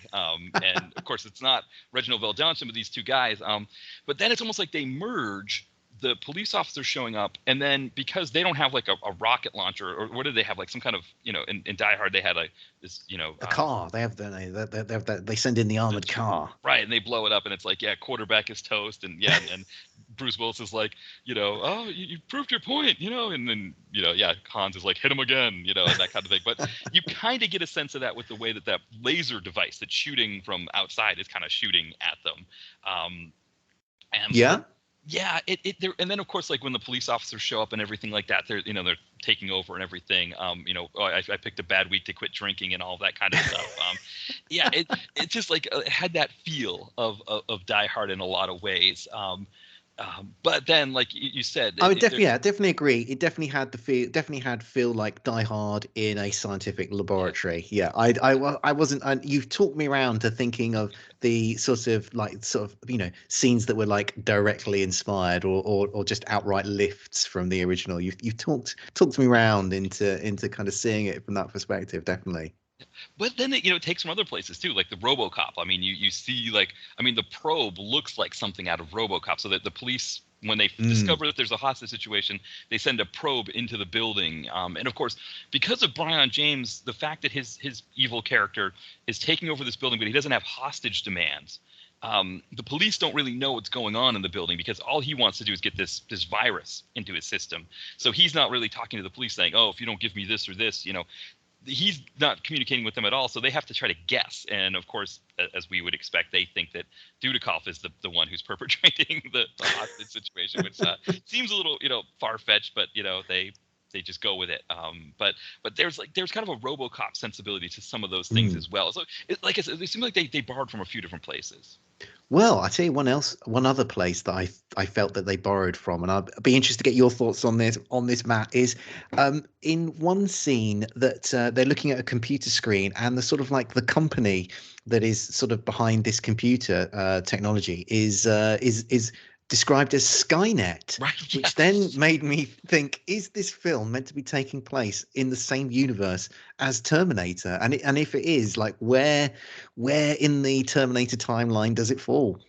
Right, because this would have been very soon after Terminator 2 came out. And Mm. yeah, it's interesting that they use. I caught that as well, that they use Skynet for the name, and I don't know. I mean, you're right, like, because there are no other like pieces that could be Terminator like, and so then you wonder, like, okay, is it considered like from a copyright standpoint, are they able to call it Skynet because they're trying to say they're making a nod to the Terminator movie? I mean, it's almost like they're trying to take their ripoffs and turn them into nods to, like in the Mm. tradition of, or just, celebrating celebrating these films, which is an interesting way to package the ripoff. Yes, I mean, I'm not sure how much credence a copyright lawyer would give to that being, oh, it's just a friendly nod, as to being outright plagiarism. Yeah, I'm not sure what the legal standpoint of it is, but yeah, it's there's definitely all sorts of in inverted commas, influences that are apparent on this film. But they are all like the director here, who is the I've forgotten his name, but he's the man who directed the legendary Crackerjack 2. Hostage Train.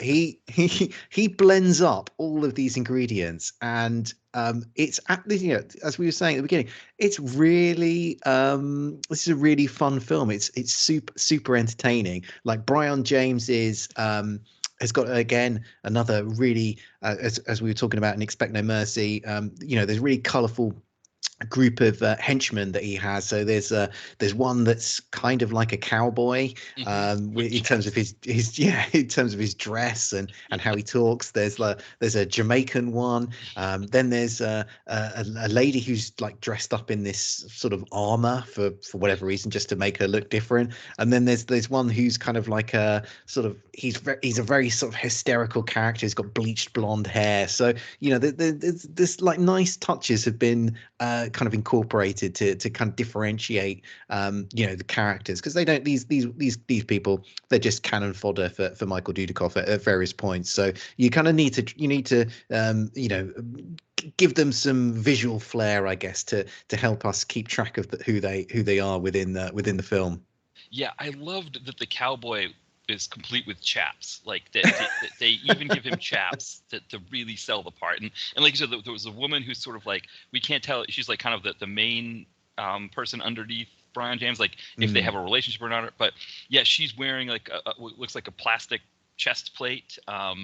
It's interesting too, like some of the things that this film has that are similar to virtual combat, is we get the gyroscope only, or whatever that is, what that gyro, that sort of like, we don't know that it's being used necessarily for virtual reality, but it just happens to be there in the building. And when that woman with the breastplate, when she's incapacitated by Dudikoff, he ties her to that thing, and somehow she's able to get free. But we don't even know why that's in the building, why they even would have that. Who knows? Maybe this film's taking place in the same world as Virtual Combat. Maybe in a few. This is how we end up with Don the Dragon Wilson working as a grid runner in a future version of Las Vegas. Well, one thing is interesting is we're talking about how in Expect No Mercy that there was no real sexual aspect to the virtual reality, but we do get that back here, right? Where Dudikoff, yes, again, he's camping out in the office, and he's in this like kind of control room area where he's trying to listen to his game, and he's able to make this sort of, I don't even know if virtual reality is the right term. It's like a hologram of a belly dancer who then takes off her clothes and dances for him, and that's when he starts to figure out that something's wrong, right? Because I think the belly dancer is on the fritz a bit. Yes. That's when he realizes that there's an issue. Yeah, I mean he's he's living his best life, isn't he? He's into the bookies for 20 grand. He's drinking on the job as he's mopping the floors, and he's then sleeping over in the building to avoid the debt collectors. Watching a belly dancer whilst betting on baseball. I mean, he's on a real slippery slope. As you say, I think he's a complete degenerate. I mean, he's going to be betting on hockey imminently. Right. Yeah. It's only a matter of time if he's able to sort of make it out of these baseball situations with all of his limbs and whatever, without whatever. I think the baddies were going to cut off a finger or something like that, or which I don't necessarily understand how that works. Either in terms of getting your money back from somebody, like is the finger worth something? I guess it's supposed to show anybody else who's thinking of stiffing this bookie that that's what's going to happen. But yeah, it's you're right. He's like kind of on the slippery slope here to degeneracy, and he's suddenly like this whole fly in the ointment thing almost like gives him a purpose now that that and it is interesting because there's never really a sense that he's going to. I guess because part of the thing that happens is that Suki Kaiser's character, who is the she's the second in command. Her dad is like kind of the head computer scientist, and she's the second one. Her character's name is Alex. She has a problem with her car, and Dudikoff has to give her a ride home, and they kind of hit it off, talking about baseball, which just to give you a sense that they kind of make it seem like baseball is the number one sport in the country, and at that time it kind of was, but it is like the level of the baseball is in the national consciousness here in the U.S. has just fallen so far that the World Series that was played out here, I think it was averaging like 10 million viewers per game, which at this time in the 90s, it probably would have been like the games would have averaged like maybe like 30 million, which would have been still lower, but a lot.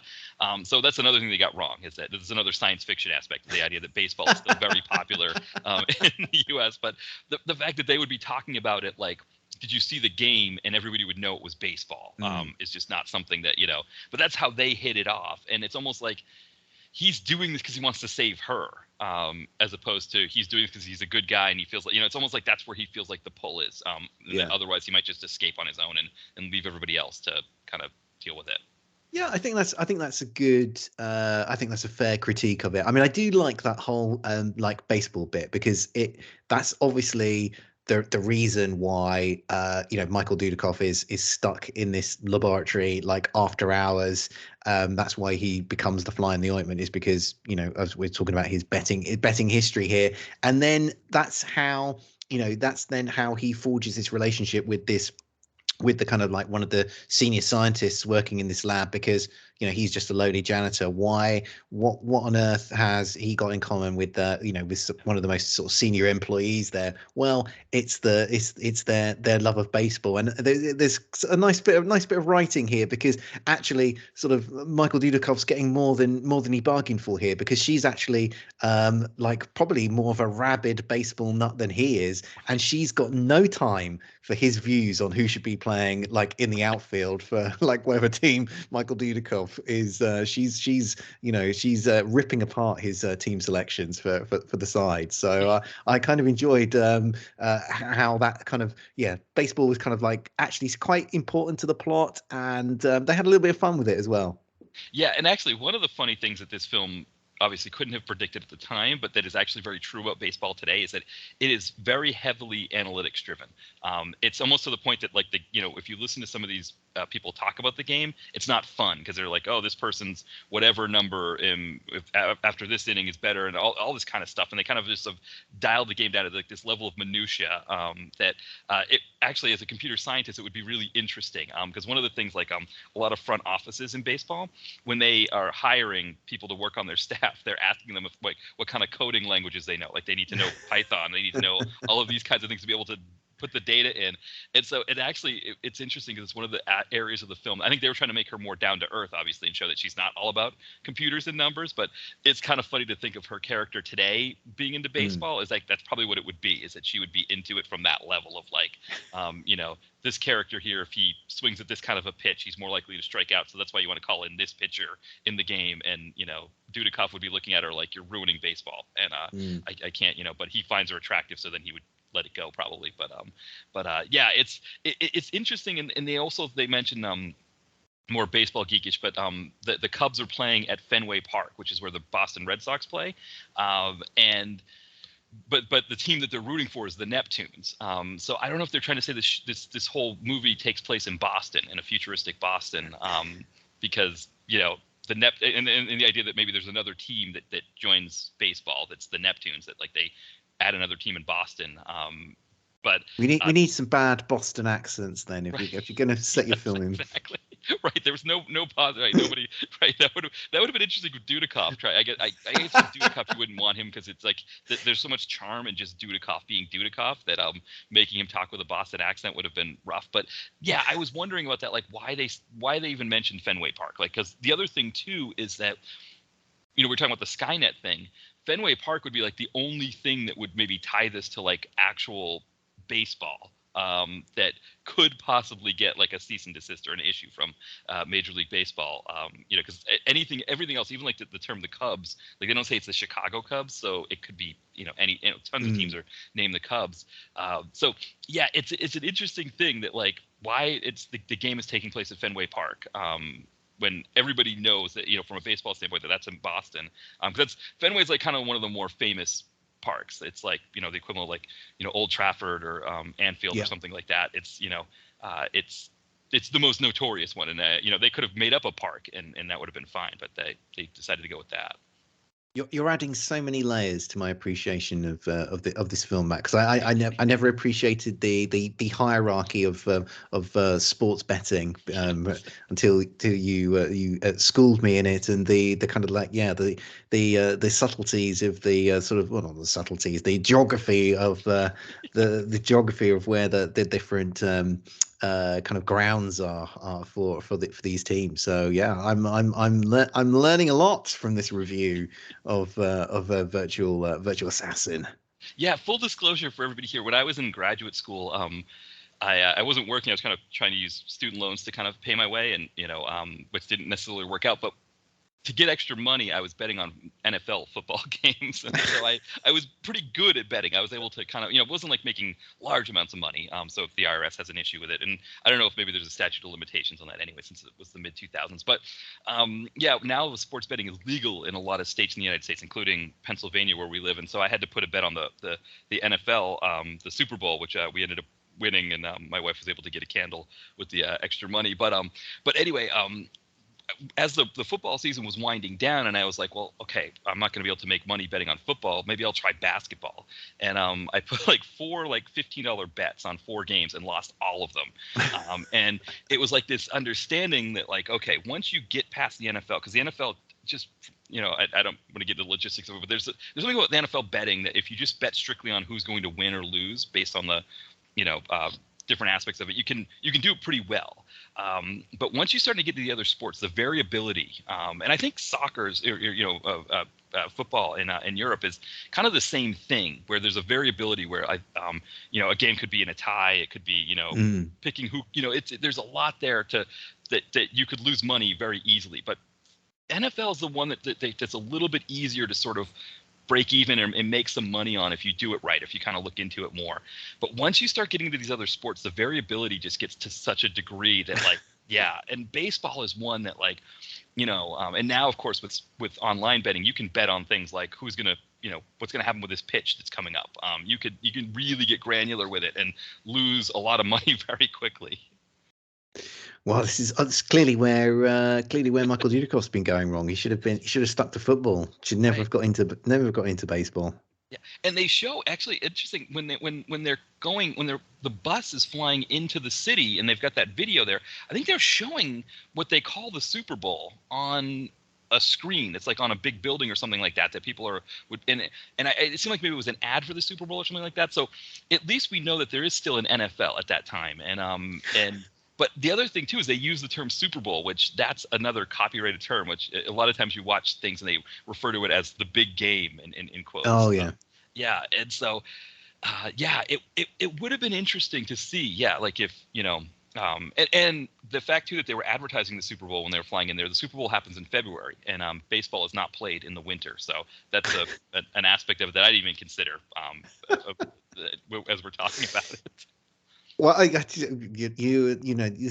is, and again, Matt, I pressed again as the aspects of this film that you're picking up on here.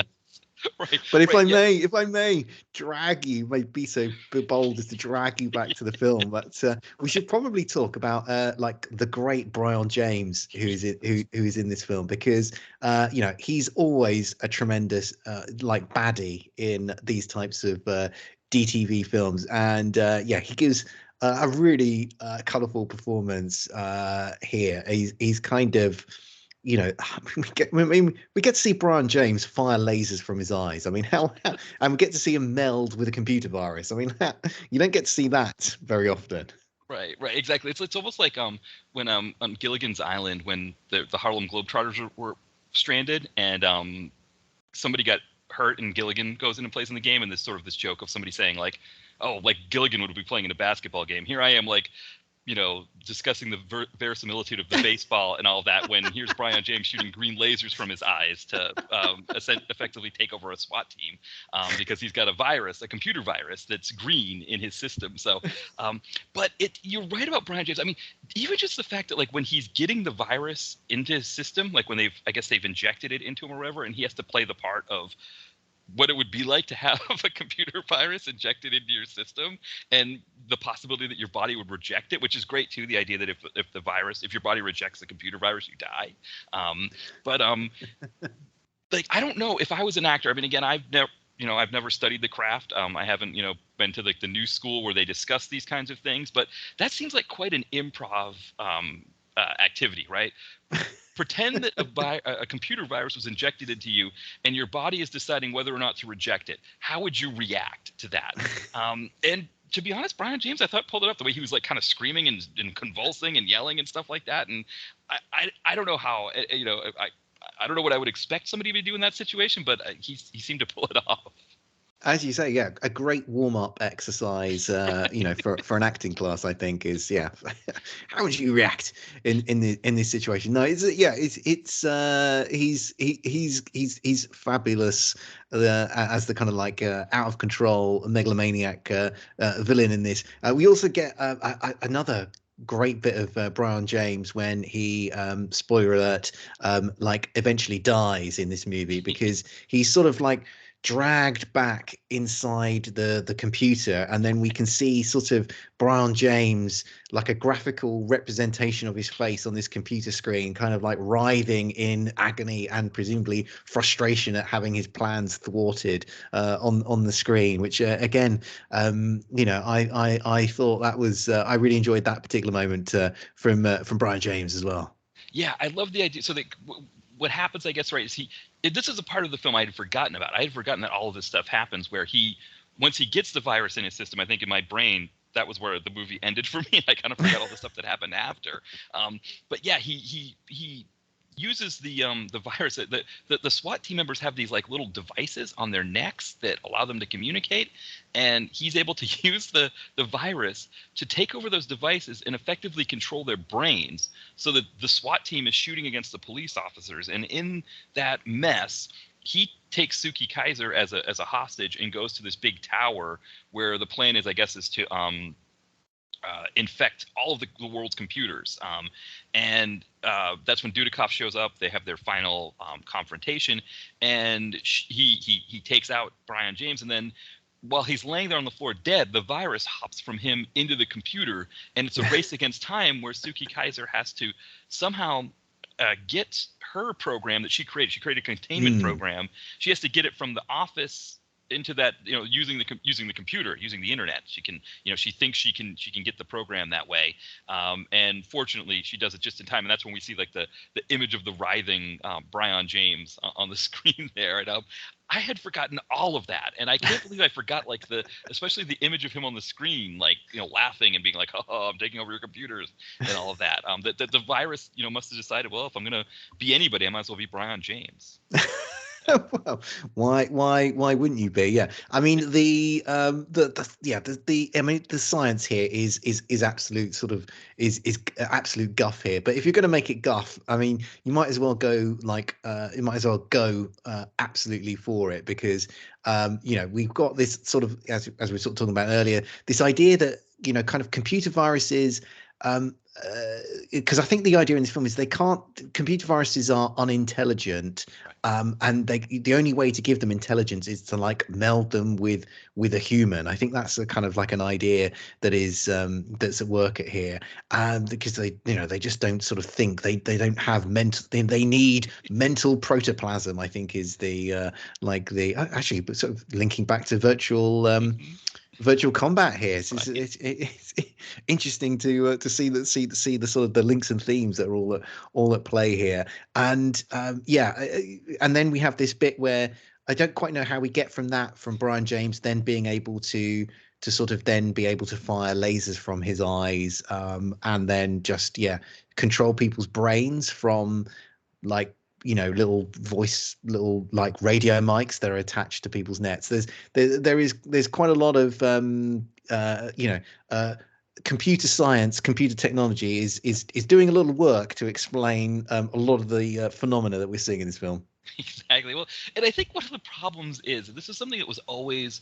I remember, and maybe I don't know if you remember this period of time with the floppy disk, where the floppy disk went from a 5.5 or 5.25, 5.25 to the 3.5. Yes. And suddenly that 3.5 wasn't so floppy, and people had to explain to the general public that it's still a floppy disk, even though it's not floppy. That it's, because the term is there and something like that. And it seemed like that was the case with a lot of these things. It was like you had to explain that, yes, computer people, because part of it was, I think, the people that were kind of dug in to computers, they created their own terms for things to describe them. And then those terms kind of bounced outside of the realm of just the computer world, and suddenly everybody had to understand them and know what they meant. And the computer virus was a big one, because people only understood viruses as things people catch when they're they didn't understand it as a program and a set of code that could be installed in a computer and do things to the computer that people didn't want the computer to do. Yeah, I mean, there's I think that the film kind of does like a little bit to explain things, and then it just sort of like, here's an idea and you fill in the blanks, because we're not gonna do it. I mean, there's another bit in this film again, which I don't know what the technological reality of it is because the sort of Brian James's goons, they bump off the kind of the security guard who's like, on the front desk, and they create a hologram of him to sort of sit there passively, as presumably to kind of allay the fears of any sort of black and whites that are doing a drive-by. And at one point, Michael Dudikoff hides inside the security guard's hologram from some of the patrolling goons. And I have never thought about the idea of, can you hide inside a hologram? Right. And it's even like the idea of like, there's almost this idea too of like the anti-technology part of it, where when Dudikoff is running from kind of I guess he'd be like the second hatchet person. So you've got like the woman with the breastplate, and then you've got this other guy who's got kind of slick back hair and a goatee, who's like kind of the other one. I don't know I can't remember what his character's name was, Devin or something like that. But he's sort of like the second. Devin was his character. He's like the second hatchet man. He's the one that Brian James is employing to go out and take care of this fly in the ointment. And when Dudikoff runs through this passageway that captures his image and creates these holograms, which are these little, like, that I guess you can project the hologram using these little white pyramid devices. He collects them. He's like, okay, this is great. I'm going to use these holograms to confuse this bad guy. Whereas the bad guy sees them and it's like, oh, your holograms are ready. He shoots them. He's like, he can't be bothered, and he blows them up when he could have been using them just as much. And it's almost this idea, right, that that Dudikoff has the guile and the smarts to maybe he's a more down to earth guy too, who's not like a big computer guy, but he knows how to use the computers. He's willing to use the computers to his advantage. He's not completely against it. He's like I guess he's a good mix, right? He'll use anything to help him. Yeah, and one bit I did enjoy about this whole sort of hologram shenanigans within the film was that I think it's Michael Dudikoff controls like one of the holograms, but with like one of those old quick shot joysticks that we used to use on I used to use back in the 80s when I was like doing a bit of home video gaming. Yeah, and that's what they use to control the probe too, right? It's almost like the ones that you'd see, like you go to the electronics store, which most of them are closed now in the U.S. And like for like the aviation video game, right? And you can use it to fly, and it was like they just pulled that right. They just went to what back then we used to have a place called Circuit City. They went to Circuit City and picked one up and said, yeah, let's use this to control the probe. Yeah, this'll do. This looks futuristic enough. Yes, yeah, and it's funny too, because about the probe is that what's interesting about the probe is that when it flies into the facility, the lasers that are protecting the building are shooting at the probe, but it can't kill it. It can't blow it up. And so we get the sense that this probe thing is not something to mess with. That it's very well armored and it can kind of do a lot of stuff. I wonder why they didn't just send a few probes in to take care of business. Like, why did they have to say? I mean, maybe they're expensive. Maybe that's what it is. Is like, these probes are so expensive. Maybe they only had the one probe. But you feel like the probe could have done everything that they needed it to do. Maybe they just didn't have enough joysticks from Circuit City to control them. I guess you can't. Michael Dudikoff's the hero of this film. So if you have a fleet of probes going in and sorting out Brian James, it's gonna take away from as you were saying earlier. Let Dudikoff be Dudikoff, and some sort of army of probes marching in, sorting the situation out. Wouldn't have been as much fun as seeing the dude take care of business. Right. That's the problem. I think it's almost like a Superman issue, right? That the probe is so powerful that you're wondering, like, oh, well, why aren't they? Like they made it too strong. It's kind of like going back to really quickly to Expect No Mercy, where the way that our two heroes are brought down by Anthony DeLongis and Wolf Larson is that he DeLongis shoots with a crossbow. He shoots two tranquilizer darts at them. And I always wonder with these movies that use the tranquilizer dart, whether they use it in a gun or a blow dart or something like that, why that's not just what they use all the time. Because it seems like there's no defense for those. Like there's no, unless you're a ninja who can dodge them, it seems like, whenever there's something like that happening, like why aren't they just using the tranquilizer darts just to knock the heroes out again and then put them back in some kind of area that they're going to torture them or whatever?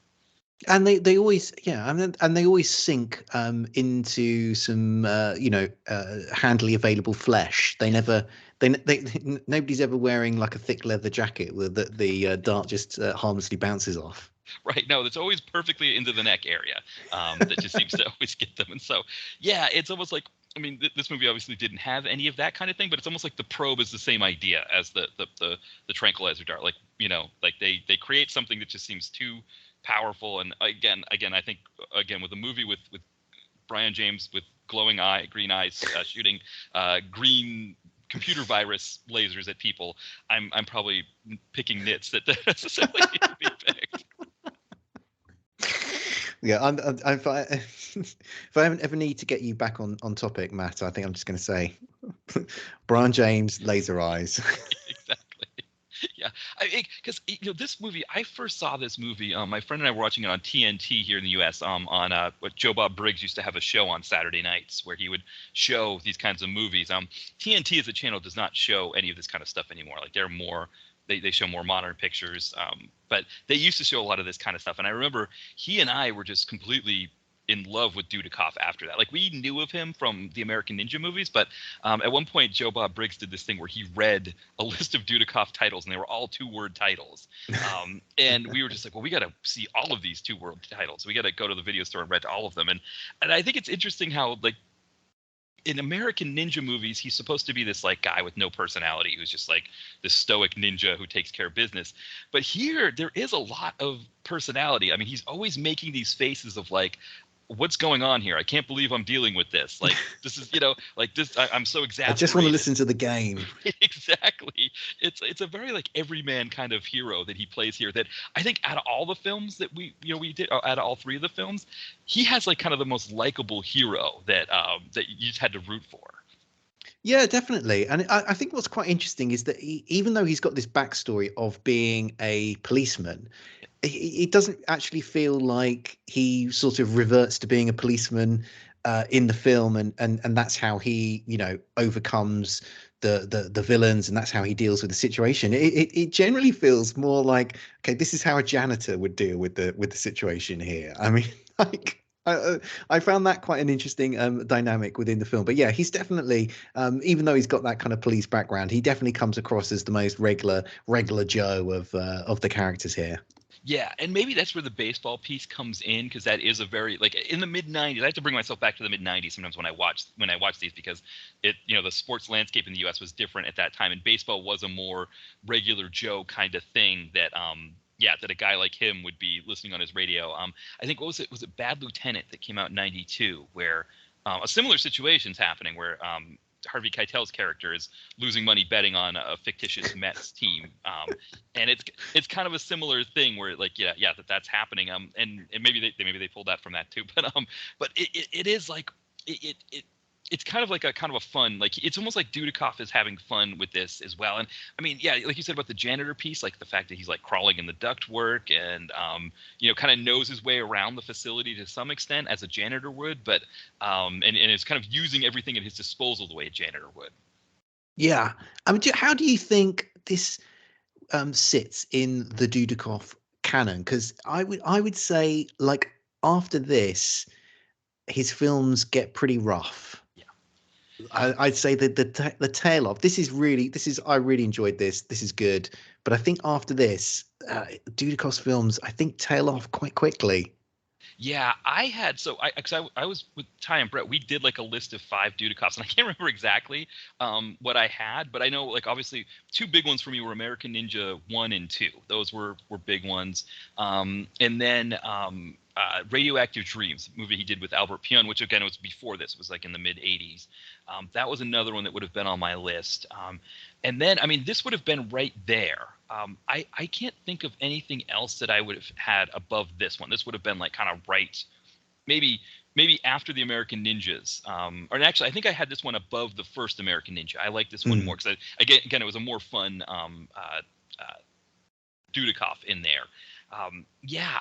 It's you're right. When you look at his filmography, especially when you get into the mid to late '90s, it goes down quick, and it's a lot of stuff, but it's also a lot of rip-off movies. I mean, he has Soldier Boys, which is like, instead of the Dirty Dozen being people, adults, it's That's kids. a lot of fun, though. Right, exactly. It's like, you're just like, okay, what am I doing here with this? And yeah, and then you get like the Bounty Hunters movies. There's a lot that just kind of tails off with him. Yeah. And I mean, he's living off of the American Ninja piece. I think that's kind of where people, they can put on the tin Michael Dudikoff from American Ninja. But yeah, and the other thing too, he was doing a TV series at this time, Cobra, which I think had just ended at that time. And so, it was almost like he got to that point where it's like, you got to take what you can get, and I think make the best of it. And so, he probably read the script on this and thought, okay, I think I can do something with this. I think I can have a fun time with it. But probably also was thinking like, yeah, I don't know what this is going to look like with the green glowing eyes and all of that. Yeah, because it does get a bit, because as you say, yeah, it does seem rip off. I think it's he does some sort of. I actually thought it was I quite enjoyed it. It's either called Chain of Command or Strategic Command or something like that, which is. He has both, I think. I think he has a strategic command and a chain of command, I think. Oh god, I can't remember.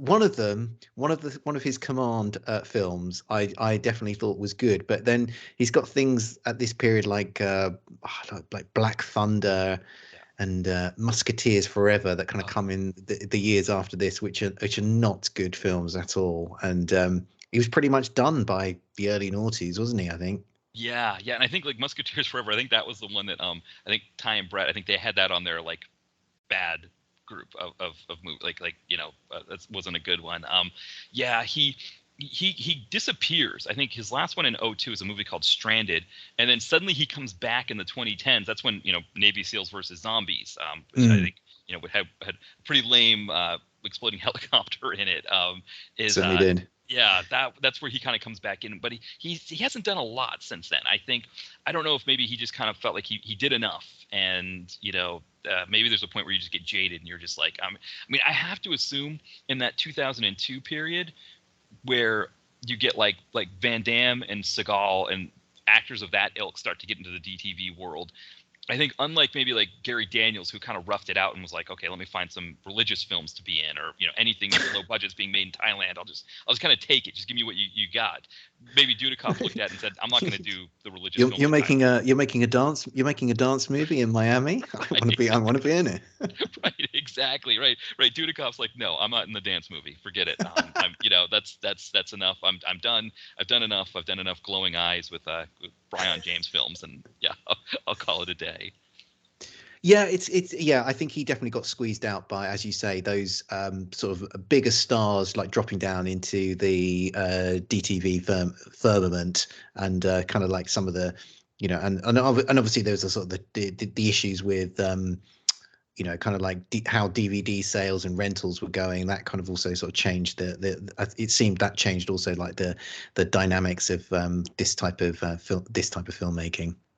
Yeah, 'cause, speaking of virtual combat, is if you look at Down the Dragon, he doesn't last much longer before he goes on a hiatus of his own. I think he does The Last Sentinel in '07, but he only does a few movies, kind of a few more movies in the 2000s, and then he kind of takes a break, and then he comes back in like 2015, around the same time that Dudikoff did. And so I wonder if maybe there's a shift in the 2010s of the DTV world, or maybe they just needed money and they figured, all right, we'll take some of these parts that we didn't want before. But yeah, it's almost kind of a similar shift where it's like, and Cynthia Rothrock, you can see the same thing. There's some movies in there that like one of them, I don't remember how I even tracked it down, and I think one of the actors in the film was like, how did you get this? Because I want a copy of it. I can't even get it. So like, yeah, a few of them kind of dropped down and didn't do much. And I think Dudikoff was one. I think, Wilson, we talk about here. I think, Billy Blanks is one. He transitions into the Taibo thing at that period. So there's a sea change that happens in the 2000s that sort of changes the whole thing. And,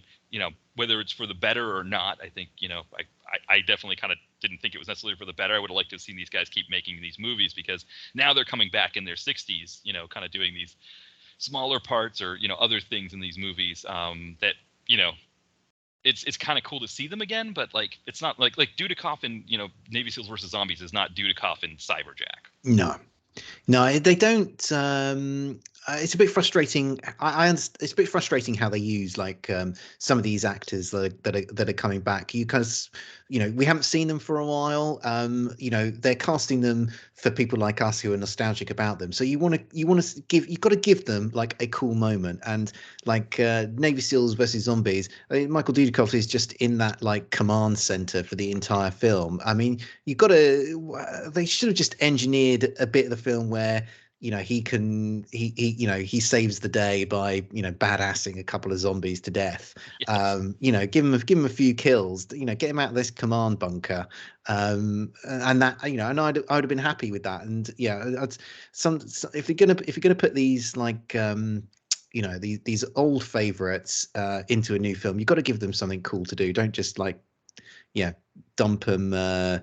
Don't just give him what I think Brett and Ty call them. Don't just give him a sit-down role. Right. Yeah, and it's interesting too, because I think with this whole streaming ecosystem now, I wonder too, because like for example, this movie Virtual Assassin, aka Cyberjack, it's available on Tubi, the streaming service that we have here in the U.S., a free streaming service. And I do wonder if like, okay, I come across Cyberjack. I've never heard of this before, but it looks like a lot of fun. And I watch it and I'm like, wow, this was a ton of fun. Like, let me see what this other stuff this Dudikoff guy has done. And I wonder if there's a sense of like, oh, if we get these people in these movies, their name comes up in searches on the streaming sites, and people who have seen the other ones say, okay, yeah, let me stumble upon this. And then it's like, like you said, like, 90 minutes into the movie, it's almost over, and I realized I got really just a sit-down role for Dudikoff. Like, I wasted my time. But by that point, they've already got the streaming, they've already got the site has gotten the ad revenue and all of that, and maybe that's it's a very cynical way to look at it, but I wonder if maybe that's what's happening.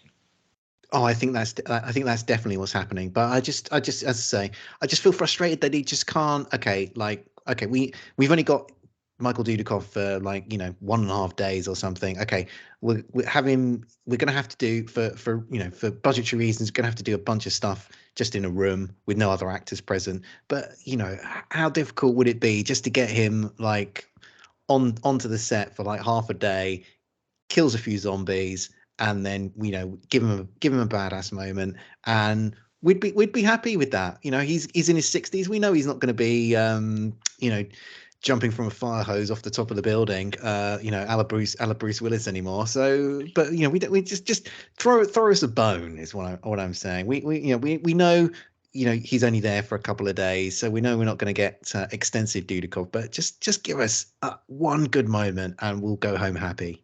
Yeah, and I have to feel like with an actor like him or Don the Dragon or any of these who've done a lot of action films, it probably doesn't take a lot to show them what you need out of the scene. Like, he's fired multiple weapons, in myriad films. Like he knows how to fire a weapon on set. He knows how to do all of that kind of stuff.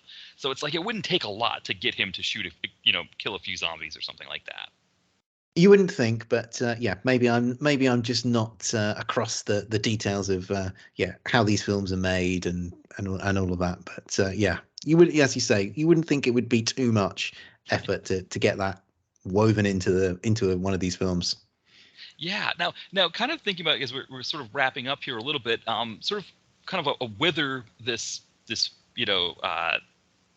subgenre goes from here, because it's not like the genre completely died out, right? Because I think in the 2000s we still had these kinds of things. I think, just thinking of Don the Dragon, he did a film called Sci-Fighter, where he was, Yes. he and Lorenzo Lamas and Cynthia Rothrock are fighting inside a computer game, and that was about 10 years after these movies. So it's almost like that still happens, but now there's a better understanding of all of these things. And yeah, so I don't know what your thoughts on, like, sort of maybe is this a genre that can kind of come back, or is it kind of a quirk of the 90s?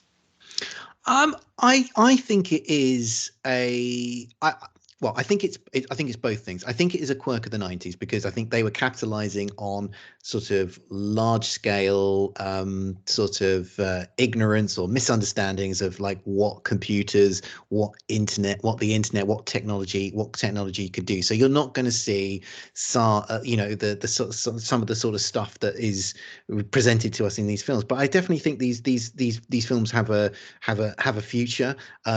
You've got things like obviously Facebook and Mark Zuckerberg are trying to push the metaverse. So again, we've got this kind of other world, virtual world being sort of back on the kind of like the agenda of like sort of big technology companies. And something like the Matrix is essentially like a virtual reality movie. I mean, that is essentially about virtual reality in these films. And if anything, that's a much better way of like the kind of like the conception of say the world of the Matrix is a much more solid way of weaving together the fact that you kind of have this world in which people can do fantastical things. Like you can have information like downloaded into your brain. You can like dodge bullets in fantastical and seemingly like kind of ways that are impossible by the laws of physics. And there's actually a much more solid and coherent like intellectual sort of like grounding for the fantastical events that you are seeing on screen. So I think these films definitely have a future, but I think they can't they have to be, as I say, a bit much more like the Matrix, where there is the kind of the ideas and the concepts are much more sort of thought through and have some level of that kind of believability and credibility, which yeah, virtual combat credibility, not words you'd see in the same sentence. Yeah, it's a good point too, because I think it's interesting the way, we talked about how like the Lawnmower Man sort of influenced this idea of virtual reality, and that a lot of films were trying to make that. And it's interesting to think from an action standpoint post Matrix that it wasn't the concept of the Matrix and computer parts that were taken in the ripoffs. It was the idea of dodging bullets, right? And the sort of the film techniques that were used to shoot that kind of thing that was what was borrowed, or what was taken in the 2000s. That, like, I mean, I don't know how many action films I saw, especially direct-to-video ones, where you saw characters like there's like bullet cam kind of thing, right, where they were dodging bullets in real time, and it was showing them kind of whiz by their head and that kind of thing. And I wonder if maybe because the Matrix did such a solid job of it, that it was almost like they were worried that, like, you kind of watch the movie and be like, okay, well, this isn't realistic or something. Yeah, it's yeah. I think that's I think that's a pretty fair. I think that's a pretty fair argument, and it's, yeah, it would be kind of be interesting to see sort of. I hope we get another spurt of these films, because I'll be interested to see what people kind of do with them. Yeah, I agree. I think it's an area that we could, you know, that yeah, it's an area that I think is maybe a little bit untapped or hasn't been tapped in as long a time. It seems like it's more, right? It's almost more like kind of the urban legend style, like cautionary tale thing that they're doing with the internet now more. It's like, you know, talking to the wrong people, using this social media service that a killer taps into to get his victims. And from an action standpoint, we're not seeing it the way we did in the 90s there, for that this period of time. Yeah, I think that's fair. All right, excellent. Well, I guess I don't know, but before we wrap up, anything else on this topic or this subgenre that you wanted to talk about? No, I think we've got into sort of all of the areas that I wanted to touch upon. The kind of, yeah, the sort of bizarre frequency with which sex turns up in these films. The kind of strange headsets or outfits that people are required to wear in order to access the virtual reality world, and obviously the sometimes sort of ludicrous concepts and ideas that were coming up in these films. So no, I think we've ticked all the boxes that I wanted to talk about with these films. Yeah, no, I think you make a great point that like some of the ludicrous concepts that maybe, like I think when we were talking about this beforehand, there's almost like a parallel that can be drawn with like the 50s when atomic bombs and atomic power. Definitely. You know, and there's this idea that you could make super monsters and things like that with it. And then we of course understand it now a little bit better, and we know that it's not anything fun like that at all, and it's actually a lot worse. That you know, if you get radiation poisoning or something like that. And I wonder if maybe that's what's happened here, is that people's understanding of the technology is caught up enough that these kinds of things, that if we see them now, they look hokey if somebody tried to do the same thing. Oh yeah, I think that's definitely I think that's definitely the case. Like I think it's people's understanding is kind of closed down, like some of the avenues that avenues of imagination that were being employed by the people who are kind of like writing and making the films that we were talking about, because those are just those ideas just wouldn't fly. So for better or worse, we have a more educated public, and it means that we don't get some of the kind of crazy ideas. Although maybe we are watching. We're watching these films. Would we have thought these films were hokey and crazy back in 1995? Maybe we're just watching all these films today and we're thinking, yep, that's documentary realism. And in 25 years' time, we'll be talking about them on a podcast, saying how ridiculous they are. Right. Well, because I think my friends and I, we watched Cyberjack in around the time it came out. It would, in the late 90s, and we thought it was ridiculous then, because we were like, of course, granted at that time, I started as an electrical engineering major, and then switched to anthropology after a year because I realized how rough it was. But my second semester, I had to do a class on assembly language, and I remember somebody saying to me, yeah, assembly language is a great way to create Trojan horse viruses. You can really write them well in assembly language. And of course that gives me an understanding of computer viruses. It's like, granted, I never thought that computer viruses were like a cold or something that you could just transmit from person to person. The way, I never thought, it made that ludicrous in and of itself. So maybe it doesn't take that kind of understanding of it. But yeah, I think my friends and I, when we saw Virtual Assassin, we thought it was ludicrous, but we loved it. It was a lot of fun. Yeah, they are. It's been very enjoyable to revisit these films, and I was kind of, after doing these ones, I was inspired to check out some other ones as well. Which there are. It's a little subgenre that I've always had affection for, and in kind of revisiting these films, I've kind of discovered some other ones that I've been exploring, and there's some others that I still have yet to check out. So yeah, I'd recommend anyone go back and check out some of these films, because they're fun for all different reasons. They're fun because some of them are genuinely good films, but then they're also fun because some of the ideas and concepts in them are wonderfully entertaining, if albeit completely ridiculous. Right, exactly. It is kind of crazy to think too that like those 50s, movies with atomic energy creating monsters and things like that. For somebody in the 80s watching some of those on TV, that these 90s movies are almost reaching that same point where they're almost 30 years old, and the understand, it's almost like they're the same movie, and it's kind of crazy to think that. I don't want to make myself feel too old in talking about it, but it is kind of funny to think of it through that lens. Yeah, who knows? I mean, plenty of very well-respected filmmakers, were inspired by those types of, 50s B movies. So it's interesting to think that, there are filmmakers yet to come who have been inspired by watching, Virtual Assassins and Expect No Mercy. I can't wait. I can't wait to see what they put out into the world in terms of their own films. I'm excited for the next baddie to have glowing eyes and shoot glowing green virus lasers. Excellent. Well, Will, before we wrap up, is there anything you'd like to plug? Sure. Well, I would like to plug my own website, explodinghelicopters.com, where we review, as the title suggests, films where helicopters explode. I also do the Exploding Helicopter podcast, where we review films with helicopters explode, but we do it via the medium of a podcast. And Matt's been guested on quite a few old episodes, so if you want to come and have a listen, go and check those out. I'm also on social media. I'm mostly on Twitter, so you can find me at Chopper Fireball.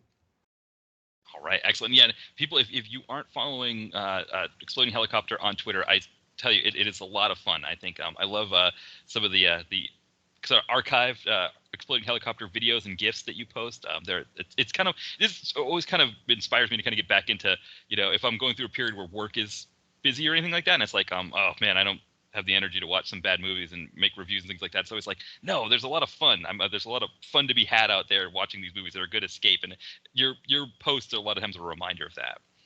Oh, well, I'm glad I can renew your interest and love of film. So yeah, I take that as a great compliment. Thank you, Matt. Absolutely. Well, thank you for coming on, Will. This was a really great time, a really great conversation. Thank you everybody for listening, and we'll be back soon. Bye, everyone.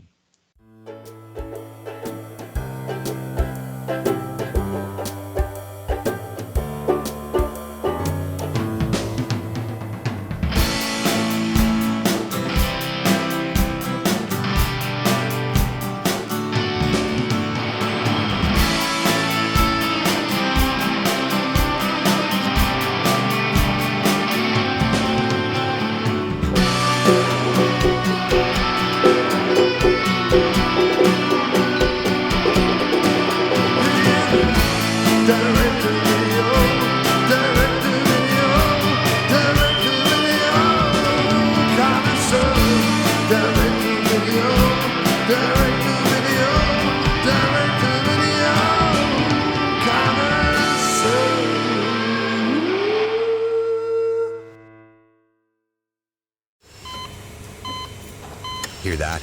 That's the sound of a patient whose health data is protected from a cyber attack. And that's the sound of a financial system that's digitally secured from bad actors. Right now, there's an invisible war being fought on a digital battlefield that impacts what we do every day. That's why at Peraton, we do the can't be done to help protect the vital systems we rely on. Because if we don't, the alternative is unimaginable. Peraton.